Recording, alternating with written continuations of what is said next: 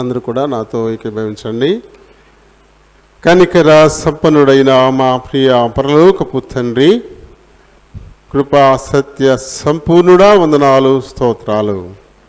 మీ కృప చొప్పున మా జీవితాల్లో అనుగ్రహించిన మరొక పునరుత్థాన దినాన్ని బట్టి హృదయమార మిమ్మల్ని స్తుతిస్తూ ఘనపరుస్తూ ఉన్నాను. నేను ఇంతవరకు పాడి స్తుతించాం, ఈ లేఖనాన్ని ధ్యానించాలని ఆశపడుతూ ఉన్నాం. మా వినికిడిలోనికి తేబడిన లేఖన భాగాల్ని దీవించండి, ఆశీర్వదించండి. ఈ లేఖనాన్ని బట్టి మాట్లాడేందుకు దీనుడును బలహీనుడును ప్రభువాని నిలబడబోతున్నాను. నన్ను మరుగు చేయండి, నన్ను ఖాళీ చేయండి. మీ చిత్తానుసారమైన మాటలు నా నోట నుంచి మీరే మాట్లాడుకుని మహిమ పొందండి. ఆయన వాతావరణం అనుకూలంగా ఉన్న, రోడ్లు ఎంతో చిత్తడిగా ఉండి నడతకి కష్టంగా ఉన్నప్పటికీ ఆయన ఈ ఆజ్ఞను అనుసరించి మా ప్రియులందరూ ఎంతో ఆసక్తితో ప్రేమతో మీ సన్నిధానానికి వచ్చారు. వారి విలువైన సమయం నన్ను బట్టి వ్యర్థం కాకుండా లాగున మీరే కనిపించండి, మీరే వినిపించండి. నన్ను మీ సిలువ చాటున దాచిపెట్టమని అడుగుతా ఉన్నాను. చేర్చబడిన మా పిల్లలందరూ అని కొద్ది సమయం తమ హృదయాలు చివరిని పరలోకపు గవిని వైపు కేంద్రీకరించులాగున సహాయం చేయండి.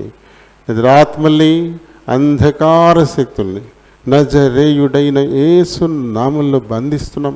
నన్ను మమ్మల్ని, మందిరాన్ని, విద్యుత్, ఈ మైక్ సెట్ సమస్తాన్ని మీ చేతులకు అప్పగించుకుంటూ మీ నామమునతిగా హెచ్చిస్తూ నన్ను మమ్మల్ని తగ్గించుకుంటూ మా ప్రభువును మా రక్షకుడునైనా యేసు నామని అడిగి వేడుకుంటున్నాను మా పరమ తండ్రి, ఆమేన్.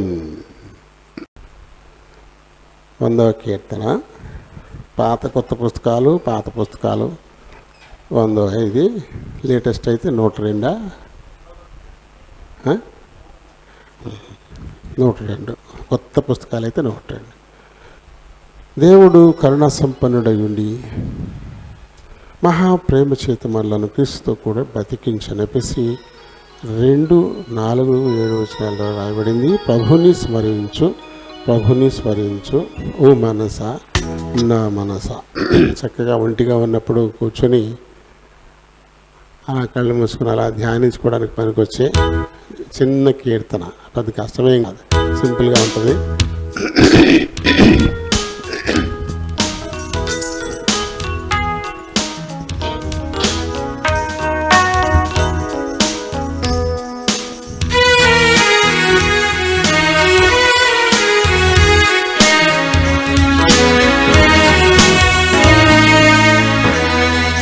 ప్రభుని స్మరించు, ప్రభుని స్మరించు ఓ మనసా, నా మనసా.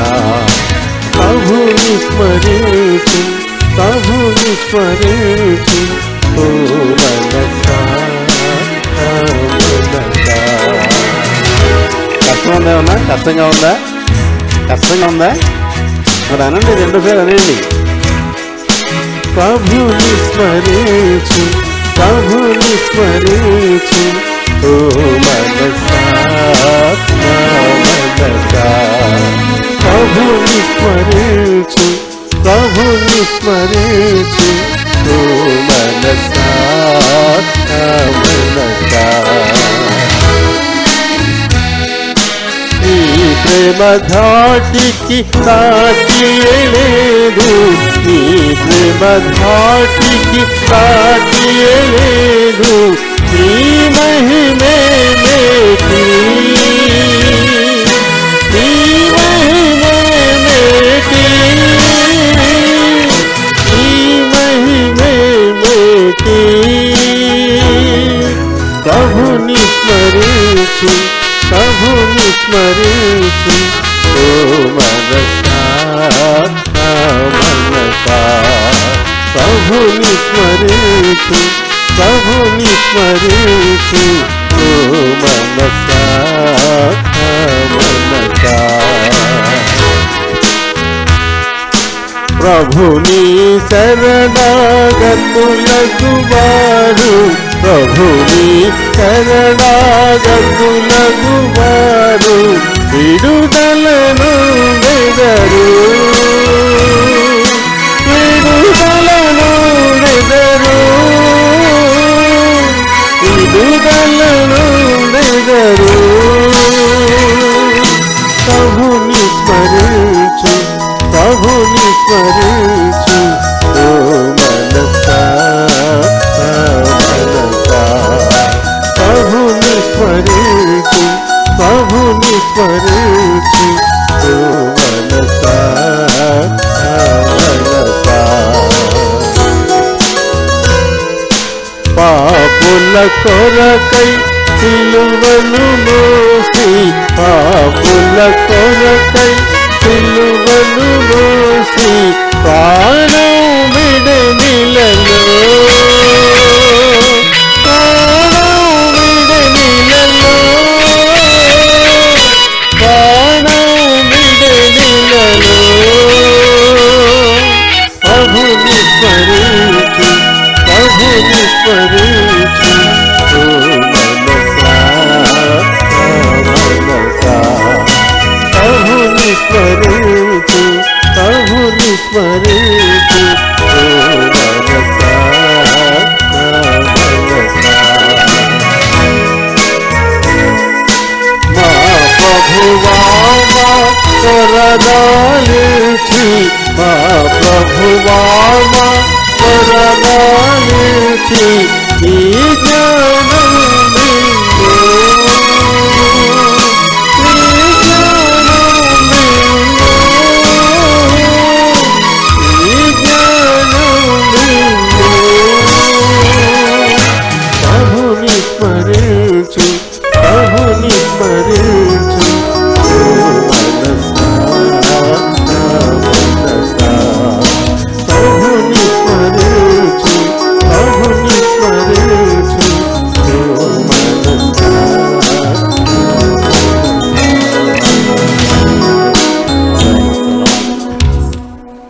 చిన్న పాట కదా, చాలా సింపుల్గా ఉంది. నేర్చుకోవడం ఏమంత కష్టం కాదు, చాలా చిన్నది. సింగిల్ లైన్ స్టాండ్ వస్తాయి కదా. ఒంటిగా కూర్చున్నప్పుడు ఎవరు లేరు, ఒకళ్ళే ఉన్నా అప్పుడు చక్కగా వచ్చింది ప్రభుని స్మరి అనుకుంటే ఎంత బాగుంటుంది. చక్కగా కొన్ని విన్నపాలు ఉన్నాయి దేవునికి కదా, నీ జ్ఞానం నాకు ఇయ్యి. Praise the Lord. మరి లూకా సువార్త మనం 3వ అధ్యాయంలోకి వస్తున్నాం. మత్తయి సువార్త లూకా సువార్త దగ్గరగానే కనబడుతుంది, దగ్గరగానే ఉంటుంది. కాకపోతే లూకా గారు విద్యాధికుడు కదా, ఆయన వైద్యుడు కాబట్టి ఇంకా కొంచెం వివరణాత్మకంగా ఉంటుంది. మత్తయి గారు అయితే మరి ఆయన సుంకరి, ఆయన పెద్ద విద్యాధికుడేం కాదు. కాబట్టి విన్న విషయాన్ని రాయడంలో అన్నమాట వారికి ఉన్నటువంటి కొద్ది జ్ఞానాన్ని ఉపయోగించారు. మరి ఒకటో అధ్యాయం రెండో అధ్యాయాల్లో యేసుప్రభు పుట్టుక గురించి మత్తయిలో లూకాలో ఒకలాగానే ఉంటుంది. 3వ అధ్యాయంలో అది యోహాను సువార్త ప్రకటించి మొదలుపెట్టాడు, తర్వాత యేసుప్రభు కూడా వచ్చాడు కదా. అది మత్తయి సువార్త 3వ అధ్యాయంలో అదే ఉంటుంది అక్కడ కూడా. అలాగే మత్తయి సువార్త 4వ అధ్యాయంలో 40 దివారాత్రులు ఉపవాసం ఉండి అపవాది చేత శోధింపబడ్డాం. మళ్ళీ లూకా సువార్త 4వ అధ్యాయంలో కూడా మళ్ళీ అదే ఉంటుంది. అలాగే యేసుప్రభు కొండ మీద ప్రసంగం మత్తయి సువార్త 5వ అధ్యాయం నుంచి మొదలవుతుంది. అలాగే లూకా సువార్తలు కూడా ప్రభు బోధలు లూకా 5 నుంచి మళ్ళీ మొదలవుతాయి. సమీపంగా ఉంటాయి. కాకపోతే లూకా 24 అధ్యాయాలు, మత్తయి సువార్త 28 అధ్యాయాలు ఉంటాయి. వచనాల పరంగా చూస్తే మళ్ళీ వచనాలు లెక్క చూసుకుంటే దగ్గరికి వచ్చేస్తాయి. పెద్ద తేడా ఉండదు. అధ్యాయం మాత్రమే మనకి ఎక్కువ అనిపిస్తాయి తప్ప వచనాలకు వచ్చేసరికి మళ్ళీ మామూలు అయిపోతుంది.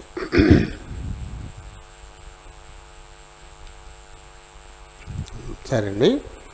మరి చదువుకున్నటువంటి ఈ భాగంలో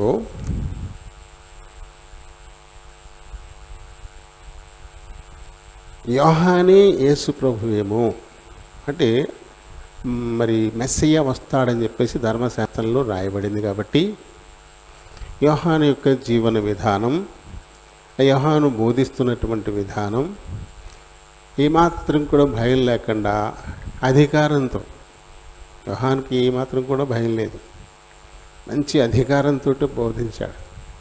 కదా, రాజు అక్రమాన్ని నిలదీసేసాడు. ఏకంగా భయపడలే రాజుగారు కదా అని. ఇదంతా చూసి అనుకున్నారు, ఈయనేమో ఒకవేళ మెస్సియా, ఈయనేమో అభిషిక్తుడు లేదా క్రీస్తు, ఈయనేమో అని చెప్పేసి వారి హృదయాల్లో అనుకుంటాం. ఆత్మపూర్ణుడు యోహాను తెలుసుకున్నవాడై ఇప్పుడు ఆయన ఏం చెప్తారంటే, నేను కాదు, నేను కేవలం మీకు నీళ్లలోనే మాత్రమే బాప్తిసం ఇస్తాను, కానీ నా వెనక వస్తూ ఉన్నాడు, మీరు అనుకుంటున్న ఆ మెస్సియా నా వెనక వస్తున్నాడు. ఆయన నీళ్లలో కాదు బాప్తిసం ఇచ్చేది, ఆత్మలోనూ అగ్నితోనూ బాప్తిసం ఇస్తాడు అని చెప్పాడు. ఆత్మలోనూ అగ్నితోనూ బాప్తిసం ఇస్తాడు. పైగా ఆయన చేతిలో చాట ఉంది. చాట ఎందుకు వాడతారమ్మా? సహోదరులందరికీ తెలుసు కదా, చాట ఎందుకు వాడతారు? మీకు రైతులకు కూడా తెలుసు చాట ఎందుకు వాడతారు. ఎందుకు వాడతారు చాట? అయ్యి బాబు, మీరు చేసే పని చెప్పడానికి ఇబ్బందా? మంచిది ఉంచుకుని మంచిది కాదని బయటికి నెట్టేయడానికే కదా చాట వాడేది. ఇలా ఇలా ఎగరేసినప్పుడల్లా ఆ పుల్లు వెళ్ళిపోతూ ఉంటుంది, మంచి గింజలు మట్టుకు లోన ఉంటాయి. అలాగే రైతులు కూడా తూర్పారపడతారు. అప్పుడు ఎందుకు? పొట్టెగిరిపోవడానికి, మంచి గింజలు కింద పడడం కోసం కదా. అంటే మంచి చెడుల వేర్పాటు, ఉపయోగపడిన దాన్ని విడగొట్టడం, దీనికోసమే చాట వాడతారు. అలాగే వచ్చే ఆయన చేతిలో కూడా చాట ఉంది. ఆయన ఏం చేస్తాడు? ఆయన నిత్య రాజ్యానికి పనికొచ్చేవారిని, ఆయన నిత్య రాజ్యానికి పనికిరాని వారిని ఆయన వేరు చేసేస్తాడు. వేరు చేసిన తర్వాత మనం ఏం చేస్తాం? మంచి ధాన్యానికి ఒక కొట్లు, ఆ పొట్టుకు ఒక కొట్లు 2 పెట్టుకుంటామా? మంచి గింజలన్నిటినీ బత్తాల్లోకి వచ్చి కొట్లలోకి పెడతాం. మరి పనికిరాని పొట్టు అది కూడా బత్తాల్లోకి ఎత్తి తెచ్చుకుని వేరే కొట్లో పెడతామా? ఏం చేస్తామమ్మా? మనకు వేసవకాలం మంచి ఎండలప్పుడే వేడొస్తూ ఉంటుంది, చూసారా? మనకి గడ్డి బూడిది కూడా ఎగురించి మన వాకిట్లో పడుతూ ఉంటుంది కదా. ఎందుకు? నిప్పెట్టేస్తారు పొలాల్లో. ఈ పొట్టు, ఈ తుక్కు ఇదంతా తగలబెట్టేస్తారు.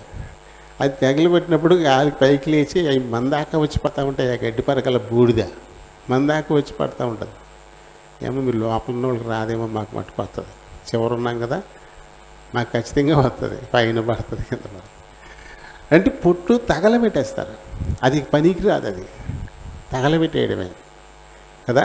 అలాగే నా వెనక వచ్చేటువంటి వాడు మనుషుల్లో ఆయన రాజ్యానికి పనికొచ్చేవారిని, పనికిరాని వారిని వేరు చేస్తాడు. వేరు చేసి పనికొచ్చేవారిని తీసుకెళ్ళి తన రాజ్యంలో తనతో పాటు ఉంచుకుంటాడు. కాని వారిని అందరినీ అగ్నిగుండంలోకి నెట్టేస్తాడు. అంటూ సింపుల్గా ఆయన చాలా చక్కగా రాబోయేవాడు ఏం చేస్తాడో దాని గురించి చెప్పాడు కదా. అయితే మరి అగ్నితో బాప్తీసం ఇచ్చేటప్పుడు, అగ్నితో బాప్తీసం ఇవ్వడం, అగ్ని చేస్తుంది పనికొచ్చేదాన్ని, పనికిరాని దాన్ని వేడగొట్టేస్తుంది. పనికిరాని దాన్ని బూడిచ్చేసేస్తుంది, పనికొచ్చేది ఇంకా నిగానిస్తుంది. బంగారం ఏం చేస్తారు? కంసాలి ఏం చేస్తారు? ఆయన ఒక మూసలో పోసి కొలుల్లో పెట్టి కాలుస్తాడు, బాగా దాన్ని కరిగిస్తాడు. కరిగించినప్పుడు ఏమవుతుంది? అప్పటికి దాంట్లో జీర్ణమైన మట్టి మశానం ఏమన్నా ఉంటే అది కాలిపోయి బూడిదలాగా పైన తేలిపోద్ది. ఆ బంగారం ద్రవం కింద మారిపోద్ది, ఆ బూడిదలాగా పైన తేలిపోద్ది. దాన్ని ఏం చేస్తాడు? ఊదేస్తాడు, బయటికి ఎగిరిపోద్ది. అప్పుడు బంగారం మంచి కాంతి వస్తుంది కదా. అంటే బంగారం ఎందుకు కాలుస్తారు? మంచిగా దగదగా మెరిసిపోయేటువంటి ఒక మంచి ఆభరణంగా మనం చేసుకోవడం కోసం, దానిలో ఉండి పనికిరాని దాన్ని బయటికి గెంటేయడం కోసమే దాన్ని అగ్నిలో పడేస్తారు.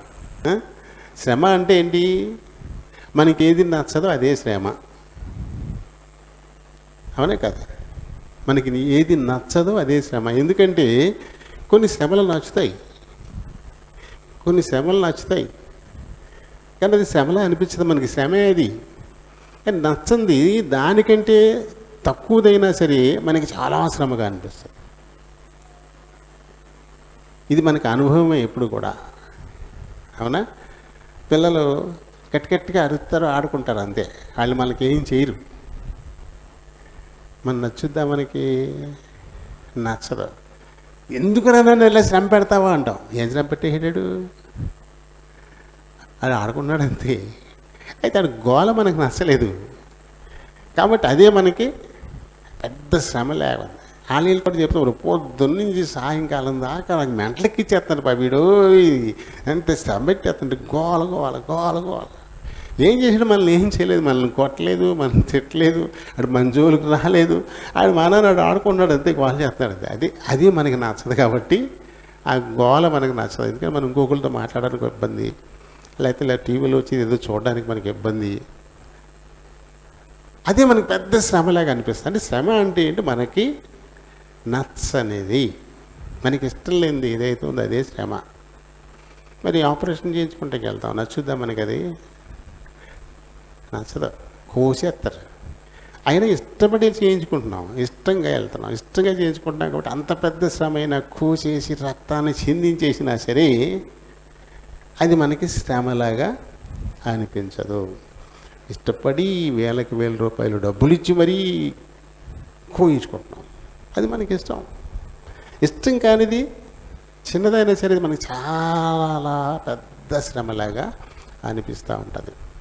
అయితే దేవుడు మన మేలు కోరి మనల్ని హెచ్చించాలనే ఉద్దేశంతో, మనకి తర్బీదు ఇవ్వాలనే ఉద్దేశంతో, మన ద్వారా అనేకులకు మేలు కలగాలి అనే ఉద్దేశంతో, మనల్ని ఇంకనూ ఘనపరచాలనే ఉద్దేశంతో మనకి కూడా ఆయన శ్రమలు కలిగిస్తాడు. అది అగ్నితో బాప్తీసం అని చెప్పండి. అగ్నితో బాప్తీసం ఇచ్చాడు అంటే అది మనకి ఎంతో శ్రమలాగా అనిపిస్తూ ఉంటుంది. కానీ దీని వెనకాలన్న ఉద్దేశం ఏంటి? హాని చేయడం కాదు, మనల్ని నాశనం చేయడం కాదు, మనకి నష్టాన్ని కలిగించాలని కాదు. మరి ఎందుకు అంటే బంగారం తరిగిపోవడానికి మనం కాలుస్తాడా? ఇప్పుడు కాసు బంగారాన్ని కరిగించారనుకోండి, ఏమైనా తరిగిపోతుంది? అందులో ఉన్న మట్టి, అందులోకి జీర్ణమైన మట్టి మాత్రమే కాలిపోతుంది తప్ప బూడిదైపోతుంది. బంగారం అలాగే ఉండిపోతుంది, ఏం తరగదు. అలాగే మనం నష్టపోవాలని మనల్ని శ్రమకు గురిచేయడు దేవుడు. మరి ఎందుకు శ్రమ అంటే మరింతగా ఆధ్యాత్మిక కాంతి మనకి తేవడానికి, మనలో మనకి ఆత్మస్థైర్యాన్ని ఇవ్వడానికి, అలాగే మనల్ని చూసేటువంటి వారు మనల్ని చూడడం ద్వారా వారు కూడా విశ్వాసులుగా మారడానికి, ఇంకా ఇంకా ఇంకా ఇంకా మన పేరు, మన కీర్తి ఇంకా పెరగడానికి, ఇందుకోసం మాత్రమే దేవుడు శ్రమ మనకి అప్పగిస్తాడు. అగ్నితో బాప్తీసం అంతే కదా. శ్రమ లోపాలు సవరించుకోవడానికి పనికి వస్తుంది, దోషాలను పూర్తిగా తొలగించుకోవడానికి పనికి వస్తుంది. అందుకే మన పితరుడైనటువంటి దావీదు, నీతిమంతులు నన్ను కొట్టుట నాకు మేలు అంటాడు. ఆయన మహారాజు, సామ్రాట్. ఆయన వైపు తల నేరుగా ఎత్తి చూడడానికే భయపడతారు జనం. మనం దావీదు మనకు అలవాటైపోయి చాలా సింపుల్గా చెప్పుకుంటున్నాం. దావీదుని మనకు అలవాటైపోయి దావీదంటే దావీదు సింపుల్గా చెప్పుకుంటున్నాం కాబట్టి. కానీ దావీదంటే చక్రవర్తి, సామ్రాట్. అయినా చుట్టుపక్కల రాజ్యాలన్నీ ఆయనకి సామంత రాజ్యాలకి అప్పం కట్టేయే కాబట్టి ఆయన వైపు ఇలా చూడడానికి జనం భయపడిపోతారు, తల ఎత్తరు అసలు. అటువంటాడు ఏమంటాడు? నీతిమంతులు కొట్టుట నాకు మేలు. ఎందుకు? ఒకవేళ నాకే తెలియకుండా నాలో ఏదైనా ఒక లోపం ఉంటే అది నాలో ఒక మచ్చలాగా మిగిలిపోయి నా పరిపూర్ణత్వానికి అది విఘాతం కలిగిస్తూ ఉంటే నీతిమంతులు దాన్ని నాకు చూపించి కొడితే దాన్ని నేను సరి చేసుకుంటాను. అప్పుడు నిందారహితుడిని అవుతాను, ఏ లోపం లేనివాడిని అవుతాను, నేను పరిపూర్ణుని అవుతాను. అంటే పరిపూర్ణుని అవ్వడానికి ఆశపడ్డాం. మనందరం దాని కొరకు ఆశపడితే ప్రభుని మనం అడుగుతాం, నాయన నన్ను దండించు, నన్ను కాల్చు, ఒకవేళ నాలో లోపం ఏదన్నా ఉందేమో చూపించు, నేను సరి చేసుకుంటాను. నీ మహిమని ఈ లోకంలో వెల్లడించడానికి నేను ఇంకా బాగా ఉపయోగపడాలి, అనేకులు నేను మాదిరికరంగా ఉండాలి, నా ద్వారా నీ నామం ఘనపరచబడాలి తప్ప ఏమాత్రం కూడా అవమానింపబడకూడదు. అందుకు అనువుగా నన్ను ఏం చేస్తావో చెయ్యంటూ ఆశతో దేవుడికి అప్పచెప్పుకోవాలి. అలా అప్పచెప్పుకున్నప్పుడు ఖచ్చితంగా దేవుడు మనల్ని పరిపూర్ణులను చేస్తాడు. పరిపూర్ణులను చేస్తాడు. మామూలుగా ఒక మాట చెప్పుకుందాం. పొట్టి జక్కయ్య గారు ఉన్నాడు. పొట్టి జక్కయ్య గారు ఉన్నాడు. ఏమన్నాడు యేసుప్రభు ఆయనతో? ఏమనలే. కాకపోతే ఈ జక్కయ్య యేసుప్రభు ఉద్దేశాలు ఏంటో ఎరిగినవాడు. యేసుప్రభు బోధనలు ఆయనకి వినపడ్డాయి. ఆయన ఎలాంటి వాడు అదంతా ఆయన ఎరిగినవాడు. ఏం చేస్తే ఆయన ఇష్టపడతాడో ఎరిగినటువంటి వాడు. కాబట్టి అంతకుముందు తనకు అది ఇష్టం కాదు, కానీ ఇప్పుడు అది ఇష్టమైంది. నా ఆస్తిలో సగం పేదలకు ఇచ్చేస్తాను. అంతకుముందు ఇష్టమైంది ఆయనకి. అందరి దగ్గర రూపాయి పీకేసుకున్నాడు, లాగేసుకున్నాడు. తనది ₹1 పోగొట్టుకోవడం కూడా అతనికి శ్రమ, అతనికి అసలు ఇష్టం ఉండదు. కానీ ఇప్పుడేమంటాడు? సగం పేదలకు ఇచ్చేస్తాను. ఇదివరలో నేను అన్యాయంగా ఎవరి దగ్గరైనా ₹1 తీసుకుంటే ₹4 ఇచ్చేస్తాను తిరిగి. అంతకుముందు రూపాయికి ₹4 లాక్కున్నాడు, ఇప్పుడు రూపాయికి ₹4 ఇచ్చేస్తానంటున్నాడు. ఎందుకు? యేసు నా ఇంట్లోకి రావాలి, ఆయన నాతో సహవాసం కలిగి ఉండాలి. ఆ బలమైనటువంటి కోరికతో ఆయనకి ఇష్టం కానిదేదో దాన్ని పూర్తిగా వదిలించేసుకోవడానికి, యేసు ప్రభుకి ఇష్టం కాని దాన్ని వదిలించేసుకోవడానికి ఆయన చాలా ఇష్టపడుతున్నాడు. అంటే మొత్తం మీద రిక్తుడైపోయి ఉంటాడు. ఏం ఉండదు తనకి, ఇంకా ఏం ఉండదు. సగం ముందు పెదలకి ఇచ్చేసాడు కదా, మిగతా సగంలో రూపాయికి ₹4 చొప్పున ఇచ్చేసాడంటే ఇంకేముంటుంది? ఏముంటుంది, ఇంకా శూన్యమైపోయి ఉంటుంది తన ఇంటి. కాదు, యేసు ప్రభు తన ఇంట్లోకి రావాలంటే, తనతో ఉండాలంటే, ఆయనకి ఇష్టం కానిదేదో దాన్ని క్లియర్ చేసేసుకున్నాడు ఇష్టపడి. మామూలుగా చూస్తే అందరూ ఏమనుకుంటే ఇడే పిచ్చా, ఇంటికి ఏమైనా పిచ్చా, అయ్యా సగం పేదలకు ఇచ్చేసారన్నాడు, ఇప్పుడు రూపాయికి ₹4 ఇచ్చేయాలంటే ఇంకేముంటుంది? ఏమి ఉండదు తన ఇంట్లో. మొత్తం ఏంటి పెద్దసాయిడికి అని అనుకుంటారు ఇతరులు అందరూ కూడా. కానీ ఇదంతా ఇష్టంతో చేస్తూ ఉన్నాడు. కాబట్టి ఇప్పుడు ఎవ్వరికీ లేనటువంటి పేరు అక్కడ ప్రకటించాడు. ఈతడును అబ్రహాము కుమారుడే. మరి వేల మంది ఆయన చుట్టూ ఉన్నారు కదా, వాళ్ళు ఎన్నో రోజుల నుంచి ఆయన వెంట తిరుగుతూ ఉన్నారు కదా. లేకపోతే కనీసం ఆయన వెంటుండే అపోస్తులకైనా ఎవరికైనా ఈ పేరు పెట్టాడా? ఆ 12 మందిలో ఏ ఒక్కరి గురించి ఆయన ఈ మాట మాట్లాడా? సర్వం వదులుకొని ఆయన వెంటాడతారు కదా, మాట్లాడలే. కానీ జక్కయ్య గురించి చెప్పాడు. నేడు ఈ ఇంటికి రక్షణ వచ్చి ఉండేది. ఆ మాట అంతకుముందు ఎవరితోటి కూడా చెప్పలా, ఎవరితోటి చెప్పలా.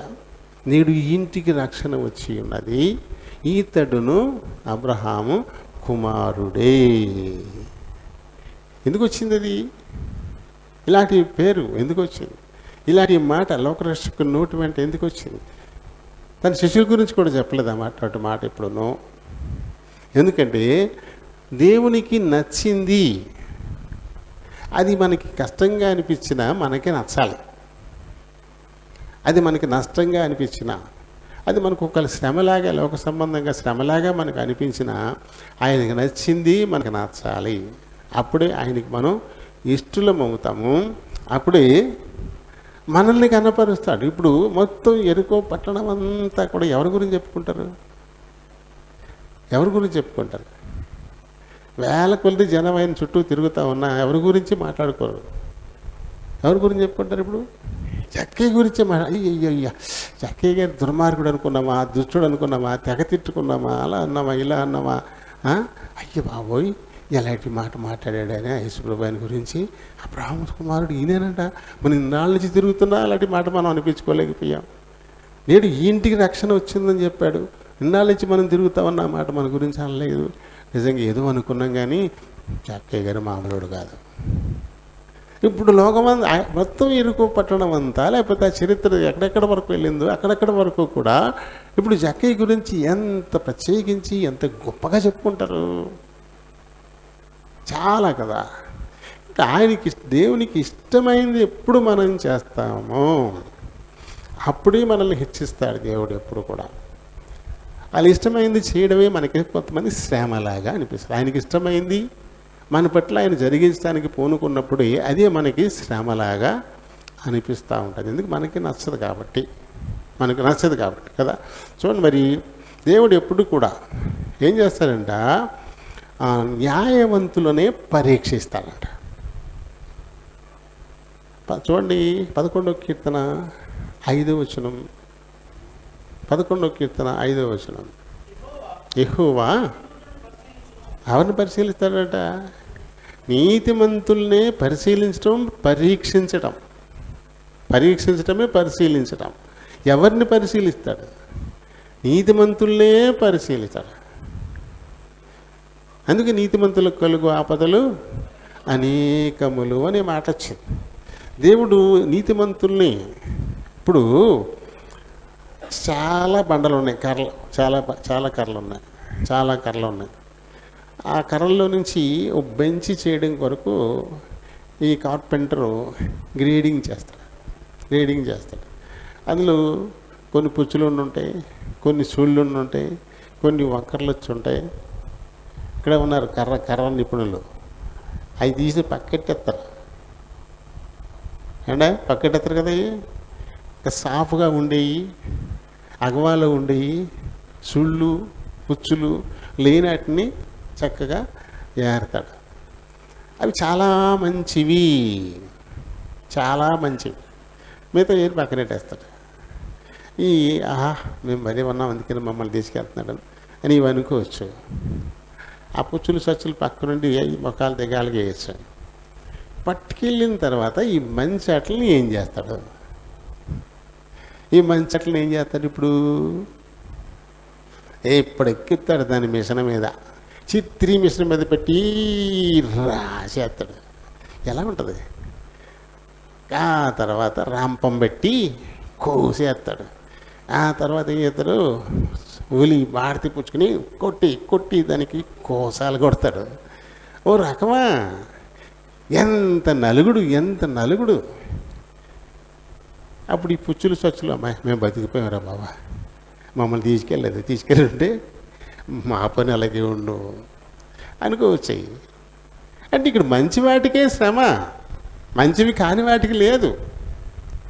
ఆ కొంత శ్రమ అయిపోయిన తర్వాత అది చక్కటి వస్తువుగా మారిపోయిన తర్వాత చక్కగా దాన్ని పాలిష్ చేసి నిగనిగలాడిపోతూ ఉంటుంది. అక్కడ ఎదురుగుండా పెడితే అందరూ చూసి అబ్బా ఎంత బాగుంది, ఇది ఎంత చక్కగా ఉంది, దీన్ని కొనుక్కెళ్ళడానికి ఎన్ని డబ్బులైనా ఇవ్వచ్చు కదా. తీసుకెళ్తారు దాన్ని చక్కగా హాల్లో అందరికీ కనపడేలా పెడతారు. ఎక్కడ తెచ్చారు ఇది? కర్ర ఎక్కడ కొన్నారు? ఎవరు తయారు చేశారు? చూడండి ఎటువంటి పేరు చెప్తుంది దానికి. బాగున్నాయి కాబట్టే వాటికి శ్రమ వచ్చింది, బాగున్నాయి కాబట్టి ఆ తర్వాత కీర్తి కూడా. కాబట్టి దేవుడు కూడా ఎవరు నీతిమంతులు వారిని ఎంపిక చేసుకుంటాడు. వారిని ఇంకనూ పరీక్షలకు గురి చేసి వారి కీర్తి ఇంకా ప్రకాశించులాగన అనేకులు వారిని ప్రత్యేకించి చూసి ఆనందపడి ఆశ్చర్యపడి చాలా బాగుంది, మనం కూడా ఎలా ఉంటే బాగుండు, ఒక మాదిరి వారిని తీసుకునేలా అలా చేయడానికి దేవుడు ఇష్టపడతాడు. కాబట్టి ఎవరిని పరీక్షిస్తాడైనా?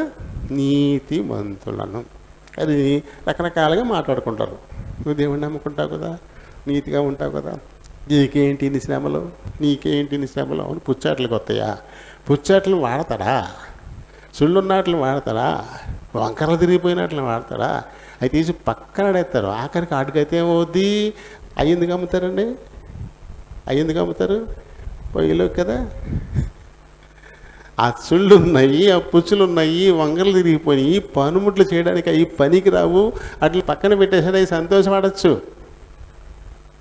మాకు ఈ శ్రమలు లేకుండా పోయేరే బాబు, పట్టుకెళ్ళుంటే మమ్మల్ని చిత్రీ పట్టేద్దరు, పట్టుకుని కోసేద్దరు, కొట్టేద్దరు, మేకులు కసకస దిగేసేద్దరు అనుకుని ఉండొచ్చు. కానీ ఏమవుతుంది వీటి పరిస్థితి? ఈ పనికిరానివన్నీ వంట చెరకే, పొయ్యిలు పడేయడానికే, లేకపోతే సవాళ్ళు నగలేయడానికి. ఈ పొలాలన్నీ అలా పోతాయి, బూడిద అయిపోతాయి. ఎందుకు ఏముండదు ఇంకా కదా. చేట ఎగరేసినప్పుడు కదా, ఎగరేసినప్పుడు గింజలు చక్కగా రాలితే వాటిని ఏం చేస్తారు? బత్తాల్లో కొడతారు, మోసుకెళ్తారు. వదిలిపెట్టబడిన పొట్టు చాలా స్వేచ్ఛగా మేము బతికిపోయినా బాబు, లేకపోతే మమ్మల్ని కూడా ఈ బత్తాల్లో పడి కూరేసి కొట్టేద్దరు అనుకోవచ్చు. ఆ తర్వాత తగలేస్తారు దాన్ని, బూడిద అంతే కదని పని తగలబెట్టేస్తారు అంతే. కాబట్టి ఇప్పుడు దేవుడు పరీక్షించడం మంచిదానికోసమా చెడ్డదానికోసమా? ఎంత చెప్పినా అర్థం కాలేదు ఏమని మీకు? నాకు డౌట్ వస్తుంది. నేను చాలా బాగా చెప్తాను అనుకుంటాను, నాకు అసలు ఏం రాదా ఏంటి, ఎవ్వరు మాట్లాడరు, స్పందించరు అనుకుంటాను. కరెక్టేనంటారా? చెప్పరే మరి, మంచిదా కాదా? మరి మనకు కలిగేటువంటి పరీక్షలు మరి ఎక్కువ భాగం సైతానుకు సంబంధించినవి కావు, సైతాను ద్వారా మనకు వచ్చేవి కావు. ఎందుకంటే దేవుని అనుమతి లేకుండా సైతాను మనల్ని శోధించలేదు. ఇది మనకి తెలీదు. ప్రతి చిన్నదానికి సైతాన్ ఎందుకో నన్ను ఇలా శోధిస్తున్నాడు, సైతాన్ ఎందుకో నన్ను ఇలా శోధిస్తున్నాడు, ఆడి మీదకి తోసేస్తూ ఉంటాం. వస్తామా ప్రతిదానికి, ప్రతి చిన్నదాన్ని సైతాన్ మీదకి తోసేస్తూ ఉంటాం. కానీ ప్రతి చిన్నది సైతాను వల్ల వచ్చే శోధన మనకైతే కాదు. ఎక్కువ భాగం దేవుని మూలంగానే మనకు వస్తాయి. ఎందుకంటే ఆయన అగ్నితో బాప్తీసం ఇస్తాడు. ఆయన చేట ఆయన దగ్గరుంది, గ్రేడింగ్ చేస్తాడు. ఆయన వల్ల ఎక్కువ భాగం మనకి. ఇంకా ఏంటంటే ఇంకొక రకం ఉంది, స్వయంకృతం. మనకు మనంగానే తెచ్చిపెట్టుకుంటాం. కొన్ని మాత్రమే సైతాన్ ద్వారా వస్తాయి, కొన్ని దేవుని వల్ల వస్తాయి. ఎక్కువ భాగం మనమే తెచ్చిపెట్టుకుంటాం. యాకోబు గారు చెప్పారు కదా, యాకోబు 1వ అధ్యాయము 14వ వచనంలో ఉంటుంది చూడండి. ప్రతివాడును తన స్వకీయమైన దురాశల చేత ఈడవబడి మరులు గొల్పబడిన వాడై. అంతే, తన శోధనకి తన స్వకీయమే కారణం, తన స్వకీయ దురాశ. అది బాగా ప్రేరేపించేస్తూ ఉంటుంది. దాంతో శోధనలో పడిపోతాడు. కానీ ఆ తర్వాత ఏమంటాడు? మా ఇదారి సైతాను నా ప్రాణానికి సైతాను ఆడి మీదకి గెంటేస్తుంటాడు. కానీ దానికి మనమే కారణం, మన వల్లే, మన దురాశ వల్లే అని మాత్రం మనం గుర్తించాం. మనిషికి ఉన్న నైజమే అది. ప్రతీదీ ఎవరో ఒకరి మీదకి గెంటేయడమే, సరిగా కూరలు ఉప్పేసేసామని కదా రయ్యని రాగం ఎత్తిందండి. అందుకే అంతేసానో తెలియలేదు, కష్టమైపోయిందండి. కూరలు ఉప్పు ఎక్కువైపోయిందని కారణం కూడా పిల్లడు ఏడిపోయాయి. మనం చెప్పం, వండేది మనమే కదా, అయినా మనమే తీసుకోం. సరిగా ఉప్పేసేసాము కదా, కయ్యని రాగం పెట్టింది. అది ఏంటని చూసి ఎంత వేసానో తెలియకుండా వేసేసాను, కష్టమైపోయింది. ఉప్పు తక్కువైపోయిందంటే ఎక్కువ వేసానండి. ఈ మధ్యన ఉప్పులో ఉప్పు ఉండలేదు కదా. తక్కువైందంటే నేను సరిగానే వేసాను, కానీ ఉప్పులో ఉప్పు ఉండట్లేదంట, ఉప్పే ఉప్పగా లేదు. అంటే ఎంతసేపు తప్పు మనది కాదు, ఇది మన ఆది తల్లిదండ్రుల నుంచి మనకు వచ్చిన వారసత్వమే కదా. వాళ్ళే అన్నారు, నేను తినొద్దన్న చెట్టు ఫలాన్ని కానీ తిన్నవా, నువ్వు దిగంబరివని ఎవడు చెప్పాడు నీకు అని దేవుడు అడిగాడు. దిగంబరివా, ఆ మాట నీకెవడు చెప్పాడు? నేను తినొద్దన్న చెట్టు ఫలాన్ని కానీ నువ్వు తిన్నావా అంటే అవును అన్నాడా ఆదాము? అలా నువ్వు నాకు ఇచ్చావు కదా సాటి అయిన సహకారిని, ఆమె తెచ్చి ఇచ్చింది అన్నాడు తప్ప నేను తిన్నానలే. ఏమ్మా ఏంటి సంగతి అంటే సైతాను నన్ను మోసం చేసింది, సైతాన్ మీదకి ఇంటికింది అంతే, అంతే తప్ప అవును తిన్నాను అని తను చెప్పలే. అంటే ఆరంభాన్ని నుంచి మన ఆది తల్లిదండ్రులు మునుపటి ప్రవర్తన. అందుకే పౌలు గారు చెప్పారు, ఎఫెసీయులకు రాసిన పత్రికలో 4వ అధ్యాయంలో 22వ వచనం నుంచి ఉంటుంది, మునుపటి ప్రవర్తన విషయంలోనైతే మోసకరమైన దురాశల వలన చెడిపోవు మీ ప్రాచీన స్వభావం. దీన్ని పోగొట్టడానికే దేవుడు మనకి శ్రమ పెడతాడు. మన ఆది తల్లిదండ్రుల నుంచి మనకు వచ్చేసింది అది మునుపటి ప్రవర్తన, ఆది తల్లిదండ్రుల ప్రవర్తన. అది మోసకరమైన ప్రవర్తన, అది దురాశలతో చెడిపోయినటువంటి ప్రవర్తన. దాన్ని వదిలించడానికే దేవుడు మనకి పరీక్షలు పెడతాడు, దాన్ని వదిలించడానికే కదా. యేసు ప్రభువుని సైతానుడు ఆదాము అవ్వలకు పెట్టిన పరీక్షే పెట్టాడు. అది మత్తయి సువార్త 4వ అధ్యాయంలో, లూకా సువార్త 4వ అధ్యాయంలో కూడా ఉంది. శరీరాశ, నేత్రాశ, జీవపు డంబం ఇముడి కదా. మత్తయి గారైతే శరీరాశ, జీవపు డంబం, నేత్రాశ ఆ వరుసలో పెట్టాడు. కానీ లూకా గారు మాత్రం కరెక్ట్గా పెట్టాడు, ముందు శరీరాశ, తర్వాత నేత్రాశ, తర్వాత జీవపు డంబం. కరెక్ట్. ఎందుకంటే నేను బాగా విద్యార్థికుడు ఇందాకే చెప్పుకున్నాం కదా విషయం. అది కొంచెం ఆయన అలా పెట్టాడు, ఈయన మాత్రం యాజ్ ఈజీగా శరీరాశ ముందు, తర్వాత నేత్రాశ, తర్వాత జీవపు డంబం ఆ వరుసలో పెట్టాడు. ఈ మూడింటిని ఉపయోగించి మన ఆది తల్లిదండ్రులను మోసం చేశాడు, పడగొట్టేశాడు. వాడి దగ్గర ఉన్న ఆయుధాలు అయ్యే, అంతకు మించి ఎక్కువే లేవు. మళ్ళీ వాటిని యేసు ప్రభు మీద కూడా ప్రయోగించాడు. కానీ ఈయన ఏం చేశాడు, వాటిని వ్యర్థం చేసేసాడు. వేటి ద్వారా? దేవుని వాక్కు ద్వారానే, ఇంకేం అదనంగా ఏం పెట్టలే, దేవుని వాక్కు ద్వారానే.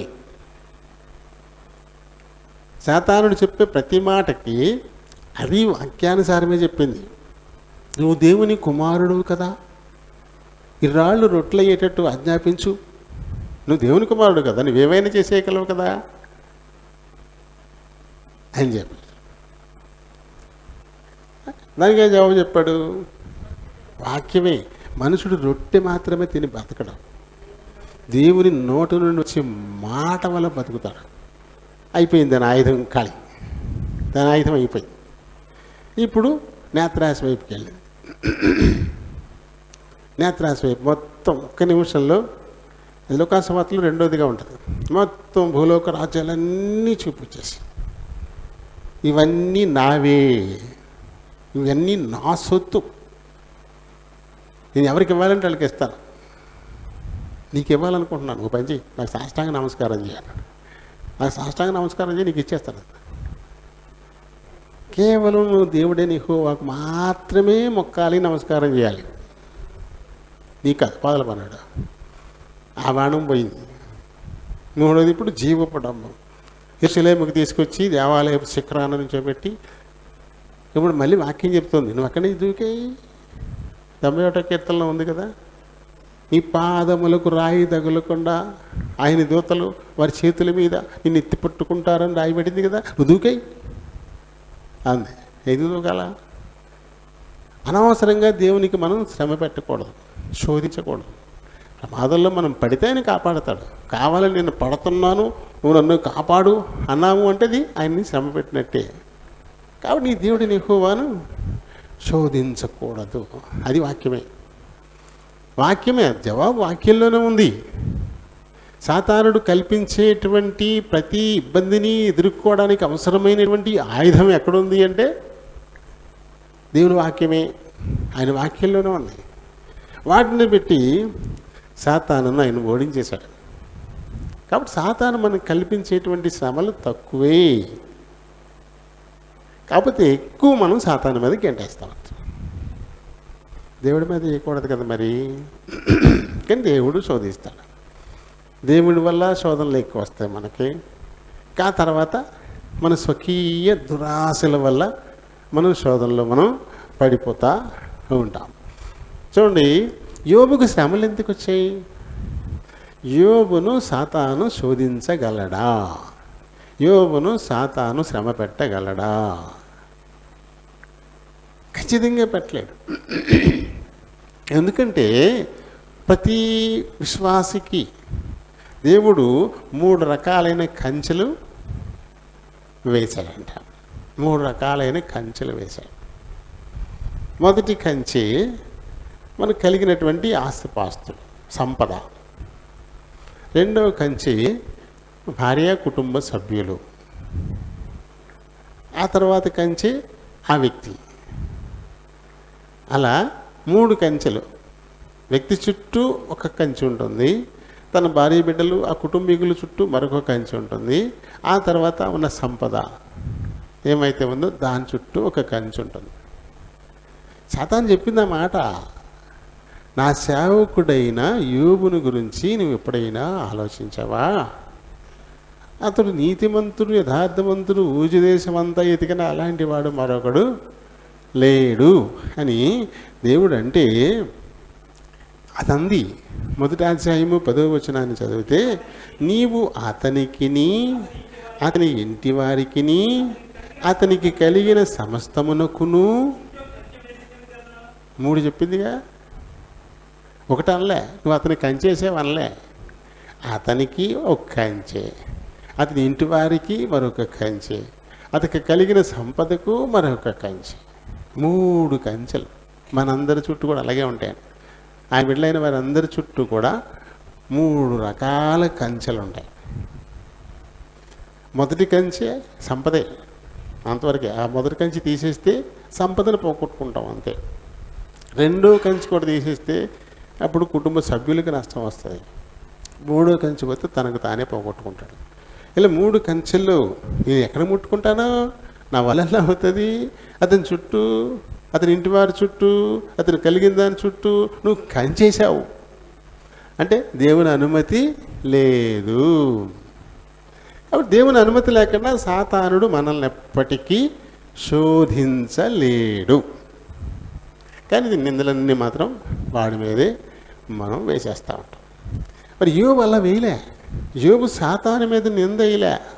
యోబు ఎప్పుడు కూడా చూడండి, 19వ అధ్యాయము 21వ వచనం.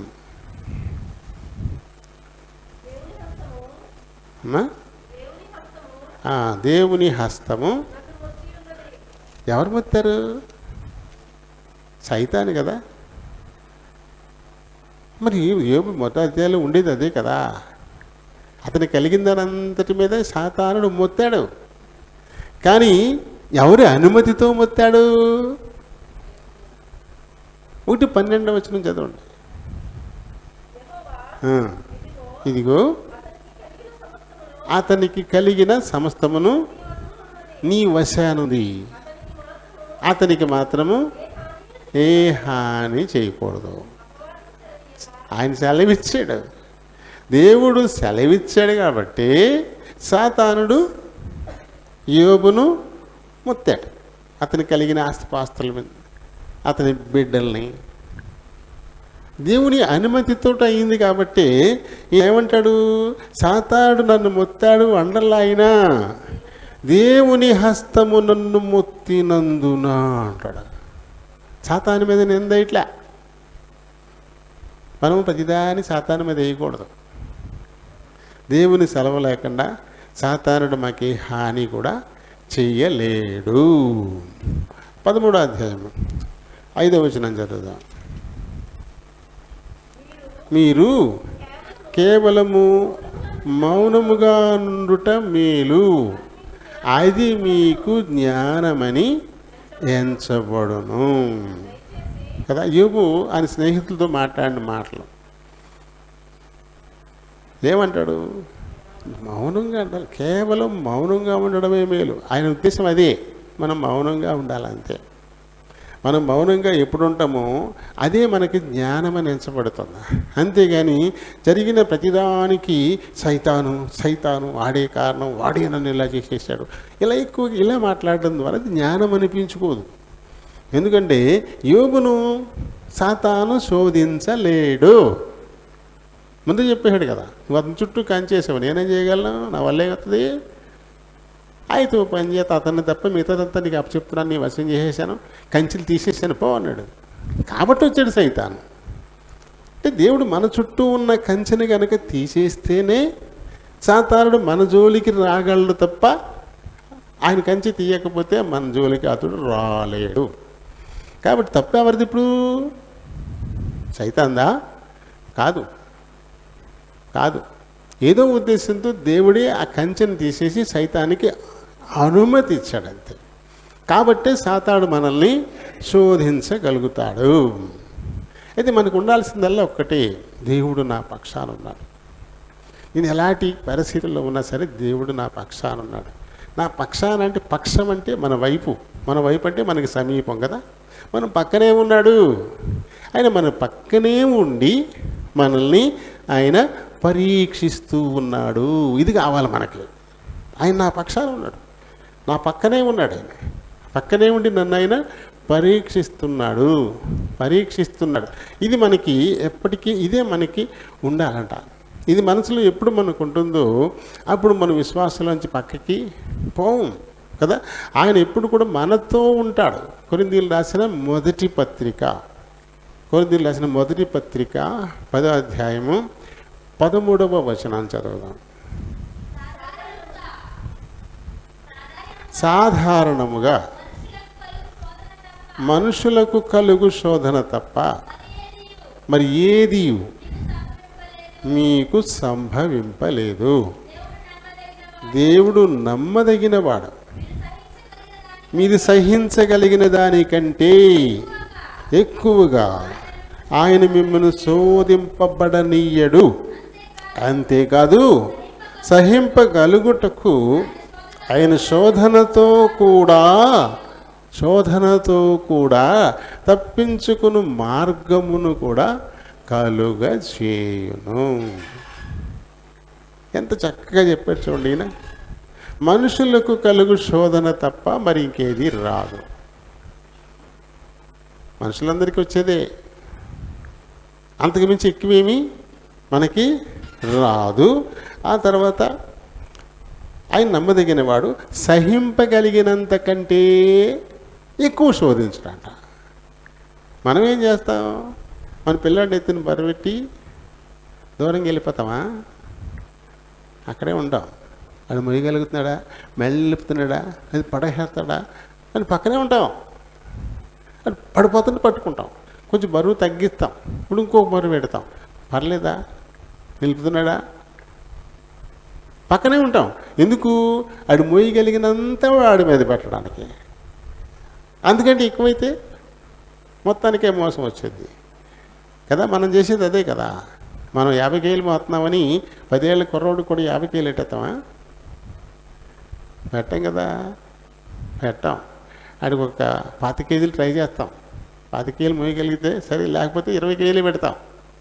ఇంకా అది కూడా మోయలేకపోతే ఇంకా కొంచెం తక్కువ పెడతాం. ఆ పక్కనే ఉంటాం. అక్కడ మంచోళ్ళం కాదు మనం. అలాంటిది మనమే మన బిడ్డ పట్ల అంత శ్రద్ధ తీసుకున్నప్పుడు మంచివాడైన దేవుడు మనం మోయలేనంత బరువు మన ఎత్తున పెడతాడా? పెట్టడం కదా. కాబట్టి మనం మోయగలిగినంత, అంతే, అంతకంటే ఎక్కువ ఆయన పెట్టడు. ఇంకేం చేస్తాడంటే ఈయన సహింపగలుగుటకు ఆయన శోధనతో కూడా తప్పించుకును మార్గం కూడా అక్కడే ఉంటుందంట. ఒక శోధన ఉంటుంది, దాన్ని తప్పించుకునే మార్గాన్ని కూడా పక్కనే పెడతాడు.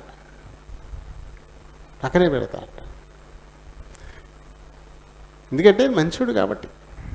శోధన ఉంటుంది, తప్పించుకునే మార్గం కూడా ఆ పక్కనే ఉంటుంది. ఎవరు పెడతారు? మనం చేస్తాం అలా.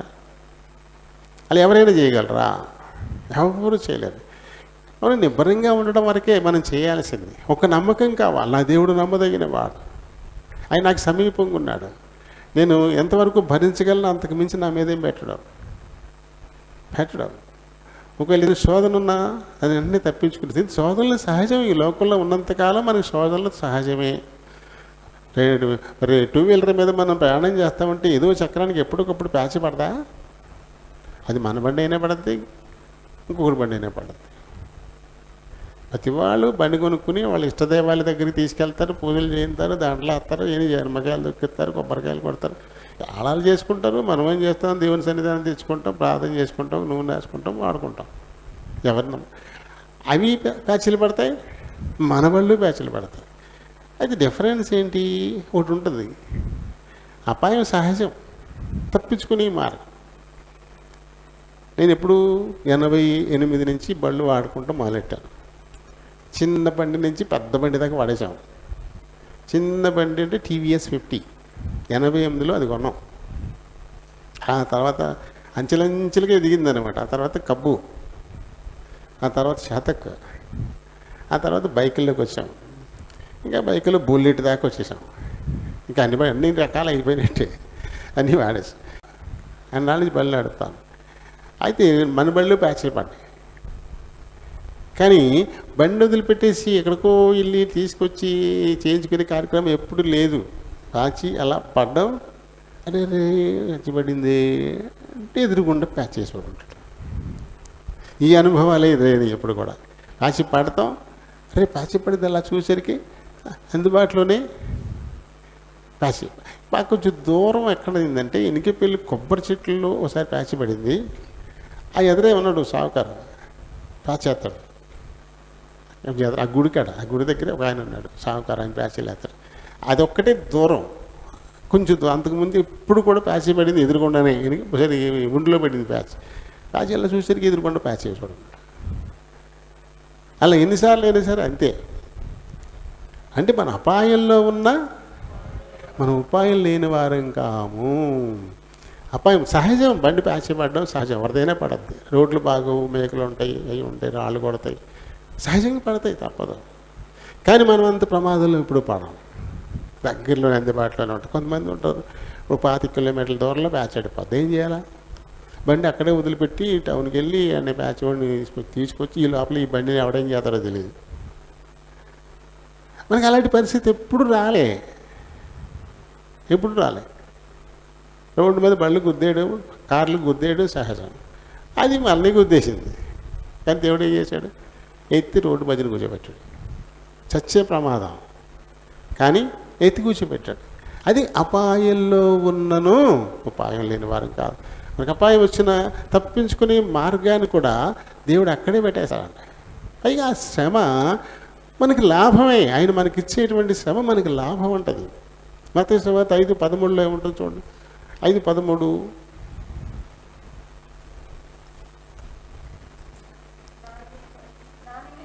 నా నిమిత్తం జనులు మిమ్మును నిందించి హింసించి మీ మీద అబద్ధముగా చెడ్డ మాటలెల్లా పలికినప్పుడు మీరు ధన్యులు. ఎలా ధన్యులంట అంటే ఆశీర్వాదం పొందినటువంటి వాడు, మేలు నొందినటువంటి వాడు. ఎలా అవుతారు? నా నిమిత్తము జనులు మిమ్మల్ని నిందించినప్పుడు, హింసించినప్పుడు, అబద్ధముగా లేనిపోని వల్ల మీ మీద అన్నప్పుడు, అప్పుడు ధన్యులంట. ధన్యులం కావాలంటే ఏం చేయాలి? మనం ఇప్పుడు ఏం చేయాలి? జనులు మళ్ళీ నిందించాలని కోరుకోవాలి, అంతే కదా. హింసించాలని కోరుకోవాలా, లేనిపోని అబద్ధంగా మన మీద ఏమైనా అనాలని కోరుకోవాలి. ఇలాంటివి జరిగితేనే మనం ధన్యులమంట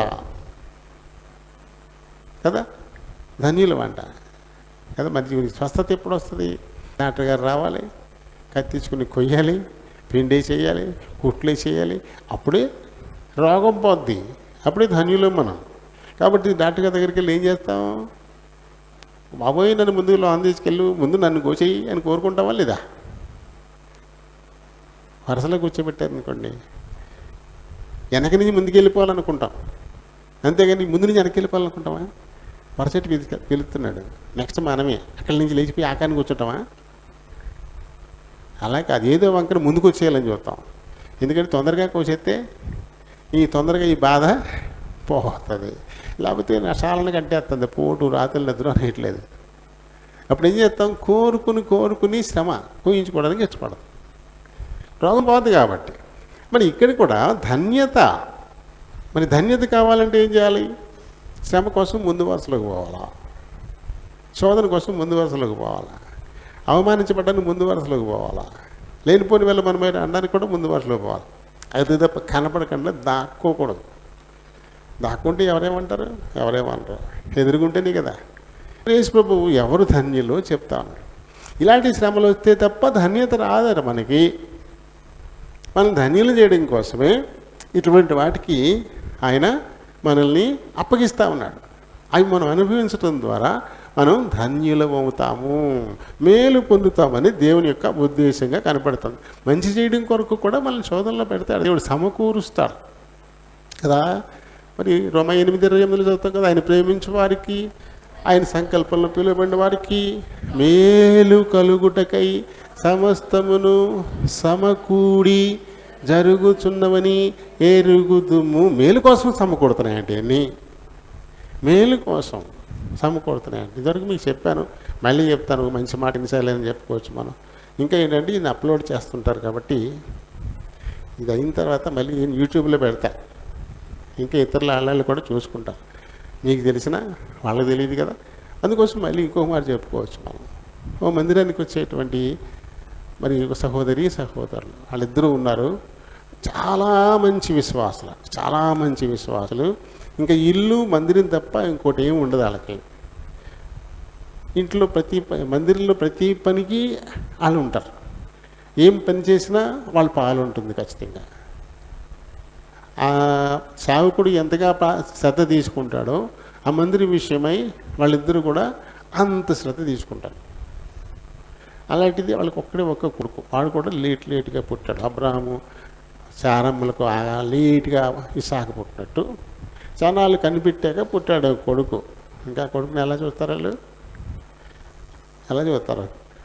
కాళ్ళు కందిపోతాయేమో అని అరిచేతుల మీద ఎత్తి పెంచుతారు కదా, ఆ రకంగా పెంచారండి, చాలా బాగా పెంచారు.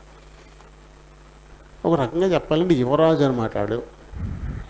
అక్కడ వాళ్ళు ఉండి ఆ కాలనీలు ఎవరు ఆడు వేసుకుని ఇలాంటి బట్టలు వేసుకోరు, అలాంటి బట్టలు కొంటారు వాడికి. వాడి చేతులకు ఒక బ్రాస్లెట్, మెడలో ఒక గొలుసు, వాడికి బ్రహ్మాండమైన బైక్, వాడు ఏం కావాలి, ఏ బైక్ కావాలంటే ఆ బైక్. నాకు స్ప్లెండర్ వద్దు, నాకు డిస్కవర్ వద్దు, మనకి ఏం కావాలా? ఈ మధ్యన కొత్తవి వస్తున్నాయి కదా, యమహాలో ఉంటాయి కదా కొంచెం బైకులు, అలాంటి బైక్. అంటే ఒక బైక్ వచ్చి 1,30,000 1,40,000 ఉంటుంది, మామూలు బైక్, బుల్లెట్ కాదు. అందులో 10 లక్షల బైకులు కూడా ఉన్నాయి, ఒక బైక్ 10 లక్షలు ఉంటుంది. అది అలాంటి బైక్ అడికి ఇంకెవరికి లేవు వాళ్ళకి, అటువంటి అన్నమాట యువరాజు. ఆడి ఇంట్లోంచి బయటికి వెళ్తే ఆడి వీధి చివరి తిరిగిపోయేదాకా అలాగే చూస్తారన్నమాట. ఇంకా నా కొడుకు యువరాజు, ఎంత ఆనందపడిపోతారు. అటువంటి కొడుకు. ఆ రోజున కబురు వచ్చింది, అక్కడ బయటికి వెళ్ళిపోయాడు, కబురు వచ్చింది. ఏంటా కబురు అంటే, మీ అబ్బాయి బైక్ యాక్సిడెంట్ అయింది, హాస్పిటల్లో ఉన్నాడు అని కబురు చెప్పారు. ఎలా వెళ్ళి ఉంటారు వీళ్ళు? ఏడ్చుకుంటా, అంతే కదా, ఏడ్చుకుంటా. వాళ్ళ అమ్మ అయితే పాపలో కొట్టుకుంటా, నా కొడుకోయి నా బాబోయ్ అనుకుంటుంది. ఆ రేంజ్లో వెళ్ళారు, హాస్పిటల్కి వెళ్ళారు. వెళ్ళేసరికి కాలు ఇరిగిపోయింది, దానికి ఒక కాలు ఇరిగిపోయింది, ప్రాణాలేం పోలే, కాలు ఇరిగిపోయింది అంతే. మొత్తం ఆపరేషన్ చేశారు, రాడ్ వేశారు, కట్టు కట్టారు, కుర్రాని ఇంటికి తీసుకొచ్చారు. అమ్మ 42 రోజుల పాటు నేల మీద కాలు పెట్టకూడదు, అన్ని మంచం మీదే అని చెప్పారు. ఇక ఇంట్లో కాలు ఎలా పైకి ఎత్తి పెట్టుకుని అలా పడుకున్నాడు. ఇంకా వీళ్ళ దుఃఖానికి అంతలేదు. అలా ఎప్పుడూ చూడలేదు ఆ బిడ్డని. ఆడ దర్జాగా నీట్గా డ్రెస్ చేసుకుని, మెల్ల గొలుసు వేసుకుని, చేతికి బ్రాస్లెట్ వేసుకుని, నల్ల కళ్ళద్దాలు పెట్టుకుని బండి తీసి వెళ్తూ ఉంటే యువరాజులుగా అంత ఆనందపడిపోయేవారు.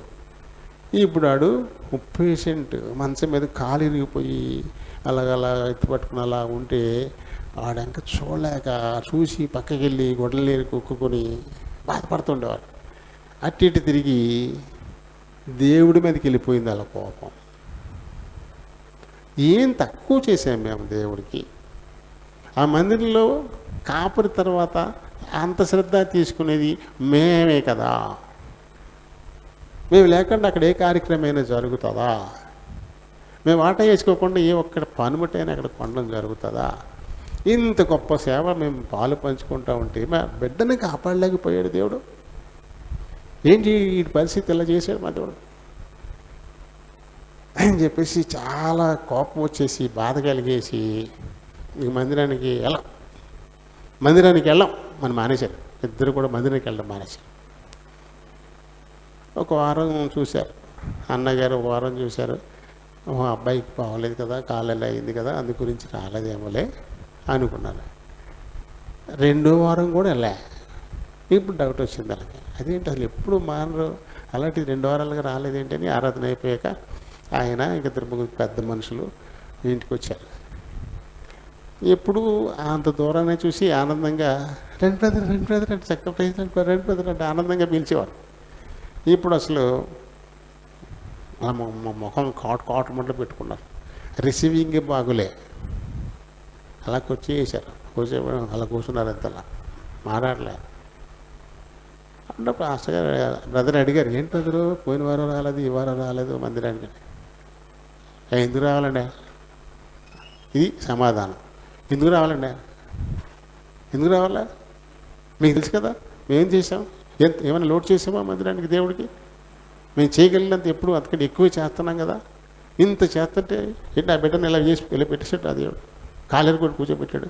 ఇంకెందుకు రావాలి మేము? అలా ఇంకెందుకు రావాలి అని చెప్పేసి అంటే ఆయన అర్జెంటుగా 91వ కీర్తనలోకి వెళ్ళిపోయి నీ పాదంలోకి రాయి తగులకుండా ఇది పట్టుకోవడం దూతలకు ఆజ్ఞాపిస్తారని చెప్పాడు కదా. ఎక్కడండి? మాకు కాలేరు కొట్టి పారేశాడు అది అని చెప్తాను.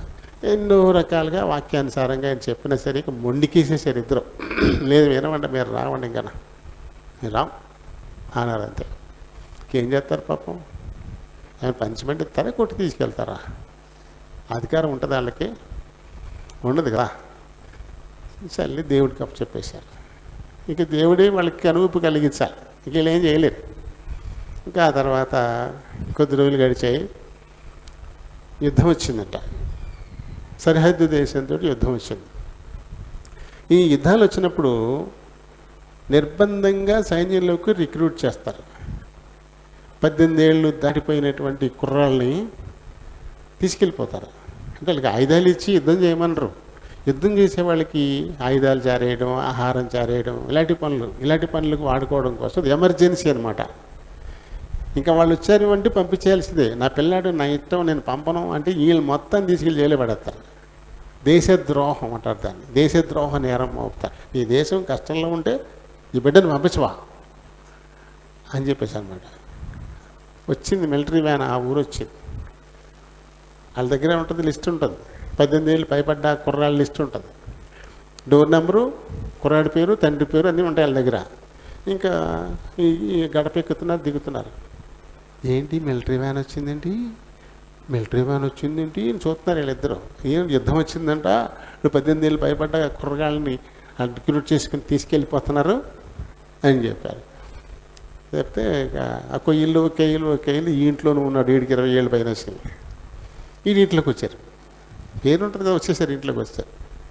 బెడ్ మీద ఇటు కాలు కట్టుకొని ఇలా ఎత్తి పట్టుకుని కూర్చున్నాడు. హ్యాండిక్యాప్ అని చెప్పేసి వదిలిపెట్టేసి వెళ్ళిపోయారు. ఆ కాలనీ కుర్రోళ్ళని దాదాపు 10 మందిని తీసుకెళ్ళిపోయారు. ఆ ఫ్రెండ్స్ అందరూ వెళ్ళిపోయారు మొత్తం. అది యుద్ధంలో ఉంటారు వీళ్ళు. ఆయుధాలు వీళ్ళకి ఎవరు, వీళ్ళేమి తుపాకులు పేల్చే పనేమి ఉండదు. అయితే ఆ యుద్ధంలో ఉన్నటువంటి వారికి ఆహారం చేరేయాలి, నీకు అవసరమైన మెటీరియల్ పట్టుకెళ్ళి వాళ్ళకి అప్పచెప్పాలి. ఆ వ్యాన్లో తీసుకెళ్ళి ఇచ్చి వచ్చేస్తుంటారు అన్నమాట.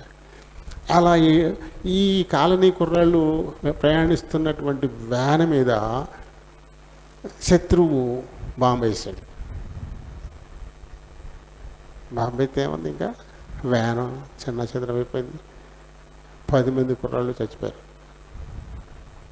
మళ్ళీ వీళ్ళందరినీ ఒక్కొక్కడికి ఒక బాక్స్లో పెడతారు. బాక్స్లో పెట్టేసి మళ్ళీ అదే మిలిటరీ వ్యాన్లో ఈ బాక్స్లు వేసుకొని మీ కాలనీకి వచ్చారు. కాలనీ మళ్ళీ వ్యాన్ వచ్చిందేంటి, మళ్ళీ వ్యాన్ వచ్చింది అంటే ఇప్పుడు ఒక్కో బాక్సు దింపుతున్నారు. ఏంటి సంగతి ఏంటి, మన పిల్లలు ప్రయాణం చేస్తున్న వ్యాన్ మీద శత్రువులు బాంబు వేశారంట, వీళ్ళందరూ పాపం చచ్చిపోయారు, శవాలు తీసుకొచ్చారు. కరెంటు షాక్ కొట్టినట్టు కొట్టింది పిల్లలకి, అలా స్థాణువైపోయారు. అయ్యో బాబోయ్, దేవుడు మాకు మేలు చేయలేదు అనుకున్నాము. ఆడు కాలు ఎర్రకొట్టి మంచం మీద పెట్టుండకపోతే ఈ రోజున ఆ 10 మందితో పాటు వీడు కూడా శవమై పెట్టులో వచ్చును కదా. నా బిడ్డను నాకు ఇవ్వడం కోసమే దేవుడు అనుమతించాడనమాట వీడి కాలు ఎరిగిపోవడానికి. ఆ మేలు కోసమే ఇది చేశాడు. వీడికే కనుక యాక్సిడెంట్ అయ్యి కాలు విరిగుండకపోతే ఈ దినాన నా బిడ్డ శవమై ఈ పెట్టెలో పెట్టి తీసుకొచ్చేవారు. అంతే. దేవుడు నాకు మేలు చేయలేదనుకున్నా, నన్ను కాపాడలేదనుకున్నా, చాలా తప్పుగా ఆలోచించాం బాబోయ్ అని చెప్పేసి ఇప్పుడు ఇద్దరు పరిగెత్తారు, దేవుని మందిరాన్ని పరిగెత్తిపోయి దేవుని మందిరంలో మోకరించి ఏడ్చుకుంటూ చెప్తున్నారు, నాయనా నీకు చాలా వ్యతిరేకంగా నడుచుకున్నావు, నీ ప్రేమను మేము తప్పుగా అర్థం చేసుకున్నాం, మమ్మల్ని ఇంతగా ప్రేమించేవారు, నా బిడ్డను మాకు ఇవ్వడం కోసమే ఈ యాక్సిడెంట్కి అనుమతి ఇచ్చావా, వాడికి యాక్సిడెంట్ అయ్యి కాలు ఇరుగుండకపోతే ఈ దినాన ఆ 10 మందితో పాటు వీడు కూడా శవమై వచ్చేవాడు కదా. నీ ప్రేమను మేము అర్థం చేసుకోలేకపోయాము నాయనా, అపరాధులను క్షమించు అంటూ దేవుని మందిరంలోకి వెళ్ళి ఎప్పుడు క్షమాపణ అడుగుతా ఉన్నారు. ఆయనను ప్రేమించే వారికి, ఆయన సంకల్పంలో ఉన్నవారికి మేలు కలగడం కోసం సమస్తమును సమకూడి, వాళ్ళ మేలు కోసం అక్కడ యాక్సిడెంట్ సమకూర్చాడు దేవుడు. ఆయనకి తెలుసు కదా అంతా, త్వరలో యుద్ధం రాబోతుంది, ఆ యుద్ధం వచ్చేటప్పుడు మిలిటరీ వాళ్ళు వస్తారు, ఆ కాలనీలో ఉండి 18 ఏళ్ళు పైబడ్డ యవనస్తులందరినీ తీసుకెళ్ళిపోతారు, ఖచ్చితంగా వాళ్ళ మీద ఇలాగా జరుగుతుంది, వాళ్ళు చచ్చిపోతారు. ఇదంతా దేవునికి తెలియందే ఉంది. భూత భవిష్యత్ వర్తమాన కాలాల్ని ఎరిగినటువంటి దేవుడు ఆయన. కాబట్టి వాళ్ళ బిడ్డను వాళ్ళకి ఇవ్వడం కోసమే. కాలిరిగితే ఏమవుతుంది, ఒక 6 వారాల మంచం మీద ఉంటాడు, ఆ తర్వాత మళ్ళీ మామూలే.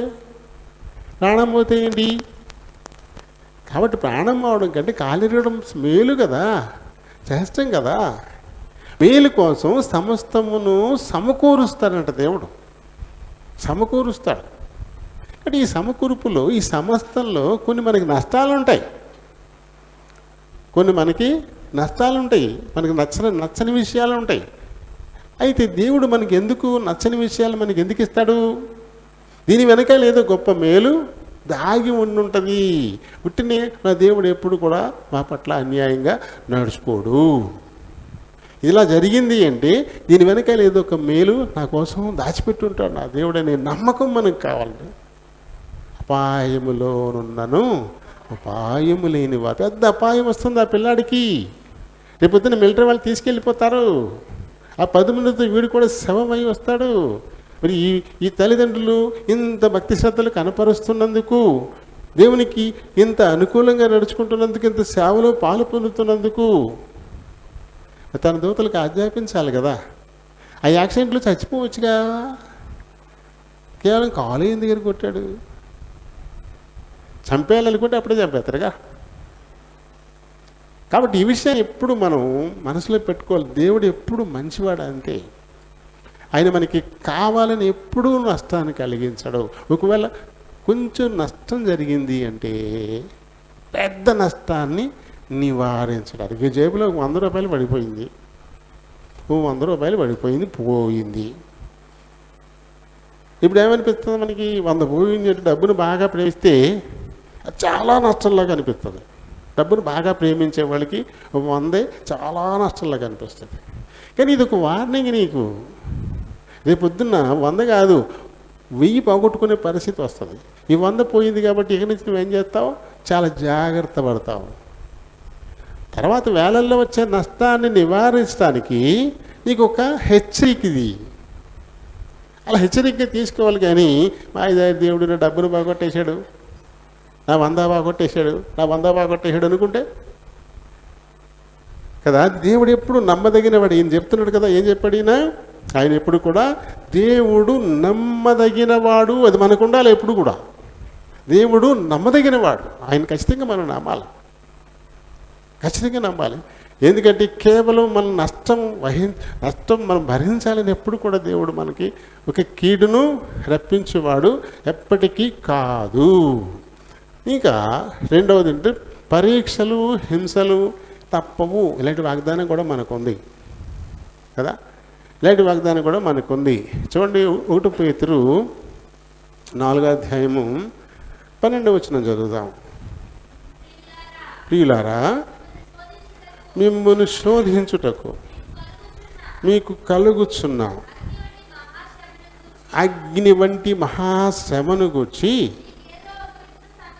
మీకేదో ఒక వింత సంభవించినట్లు ఆశ్చర్యపడద్దు. ఏదో వింత జరిగినట్టు ఏం ఆశ్చర్యపడద్దు.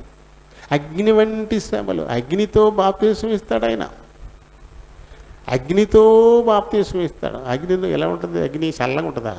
ఉండదు, మంట ఎక్కుతుంది, కాలుతుంది, బొబ్బలు ఉడతాయి, పొక్కుతాయి, ఇబ్బంది ఉంటుంది. ఇలాంటి శ్రమలు వచ్చినప్పుడు ఇది వింత అనుకోవద్దు, ఇది అస్సలు వింత అనుకోవద్దు. ఇంకా క్రీస్తు మహిమ బయలుపరచబడినప్పుడు మీరు మహానందంతో సంతోషించు నిమిత్తము క్రీస్తు శ్రమలలో మీరు పాలివారైనట్లుగా సంతోషించండి. ఇంకా క్రీస్తు నామము నిమిత్తము మీరు నిందల పాలైన ఎడల మహిమా స్వరూపి అయిన ఆత్మ, అనగా దేవుని ఆత్మ మీ మీద నిలుచుచున్నాడు. ఇది కదా కావాలి మనకి. దేవుని ఆత్మ మన మీద నిలవాలి అంటే ఇలాంటివి తప్పదంట. ఎందుకంటే దేవుడు సమీపంగా ఉన్నాడు, నీ పక్కనే ఉన్నాడు. ఈ ఆత్మ మన మీద నిలబడాలంటే ఖచ్చితంగా ఇలాంటి శ్రమల గుండా మనం వెళ్ళాల్సిందే. షడ్రక్ మేషక్ అబేద్నెగోలు అగ్నిగుండంలోకి వెళ్ళారు కాబట్టి వారితో పాటు దేవుడు కూడా లేడు, ఆయన పక్కనే ఉన్నాడు. వారితో పాటు ఆయన కూడా వెళ్ళాడు. లేకపోతే ఎందుకుంటాడు ఆయన దగ్గర? వాళ్ళందరికీ వెళ్ళకపోతే ఆయన వెళ్ళడు కదా.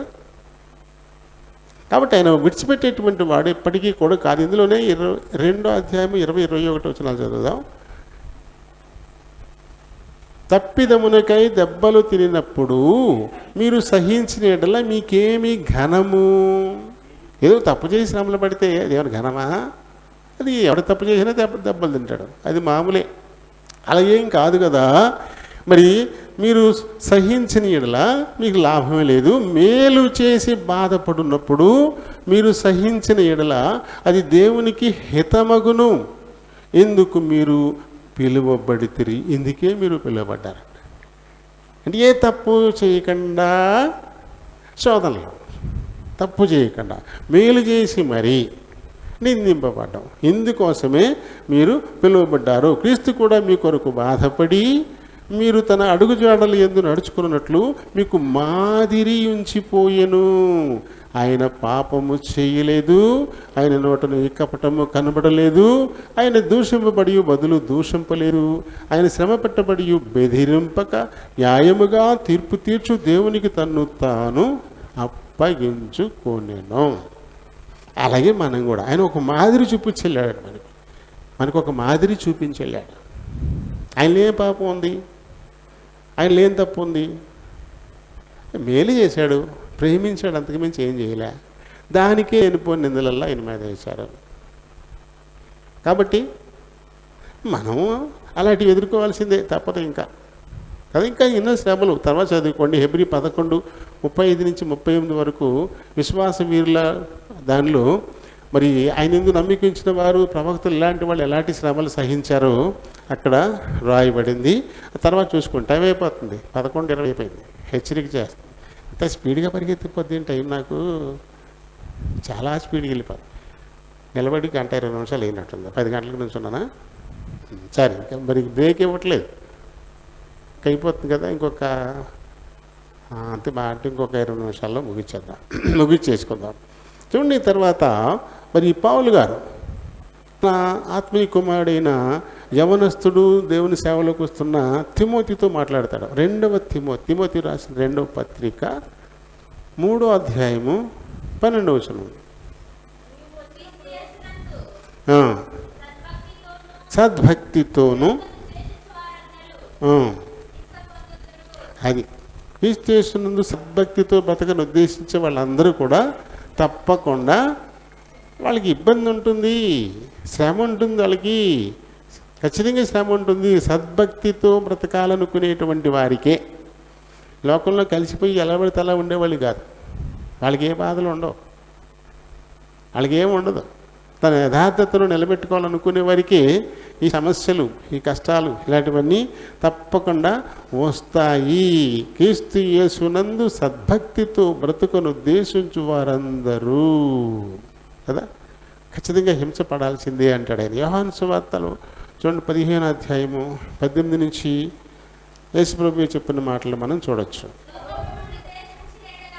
లోకము మిమ్మును ద్వేషించిన యెడల మీకంటే ముందుగా నన్ను ద్వేషించనని. లోకం మిమ్మును ద్వేషిస్తే మీకంటే ముందుగా నన్ను ద్వేషించింది కదా. మీరు లోక సంబంధులైన యెడల తన వారిని స్నేహించును. లోక సంబంధులు వారితో స్నేహం చేస్తారు. లోకమంతా దుష్టలోకమని రాయబడింది. దుష్టలోకంలో ఎవరున్నారు? దొంగలు ఉన్నారు, దుష్టులు ఉన్నారు. దొంగలను ప్రేమిస్తారు. దుష్టుడు మరొక దుష్టుని ప్రేమిస్తాడు. ఓ మందుబాబు మరొక మందుబాబుని ప్రేమిస్తాడు కదా. ఓ పీకలు తగలేసేవాడు మరొక పీకలు తగలేసేవాడు ప్రేమిస్తాడు. ఎంత ఎట్టుకున్నా సరే కాల్చే ఓ రూపాయి ఇచ్చి సోడా ఇవ్వరా బాబు, నోరు ఆరిపోతుందంటే ₹1 సోడా కొనివ్వడం. కానీ కింగ్స్ ₹5 ఎంత ఉంటుంది ఒక సిగరెట్, ఇంకా ఎక్కువ ఉంటుందేమో. అది ఉత్తిన కటక నాకు వద్దన్నా సరే పల్లె తెగ అని ఇచ్చేస్తారు. ఎందుకంటే అంత ప్రేమ. మందుబాబులు ప్రేమిస్తారు. అటు 100 కొనుక్కొచ్చి మరీ కూర్చోబెట్టి మరీ చీకులు ఇచ్చి మరీ తాగిస్తాడు కదా. కూలికి వాటర్ ప్యాకెట్ కొనివ్వడు. ₹1 ఎట్టు గుంటకారి పత్రం ప్యాకెట్ కొనరా అంటే కొండ. కానీ 100 కొన్న మందు మాత్రం చీకులు ఇచ్చి మరీ ఇచ్చేస్తుంటాడు. ఎందుకంటే అంత ప్రేమ. మందుబాబులు అంటే ప్రేమ, పొగబాబులు అంటే ప్రేమ, దొంగలంటే ప్రేమ, తిరిగిపోతోళ్ళు అంటే ప్రేమ. ఇది లోకం అలా ఉంది. మోసగాళ్ళు అంటే ప్రేమ కదా. అయితే లోకం నుంచి దేవుడు మనల్ని ప్రత్యేకించుకున్నాడు.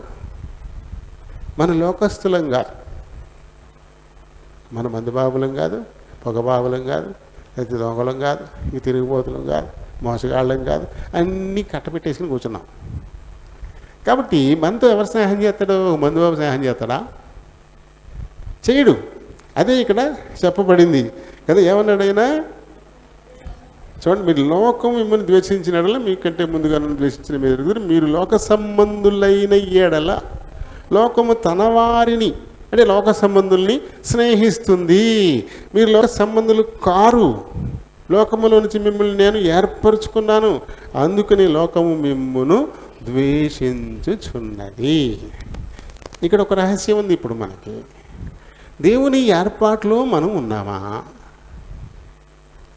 ఏం చెప్పాడైనా? లోకములో నుంచి నేను మిమ్మల్ని ఏర్పరచుకున్నాను, ప్రత్యేకించుకున్నాను అని చెప్తాడు. ఈ ప్రత్యేకించుకున్న వారిని లోకం ద్వేషిస్తుందంట.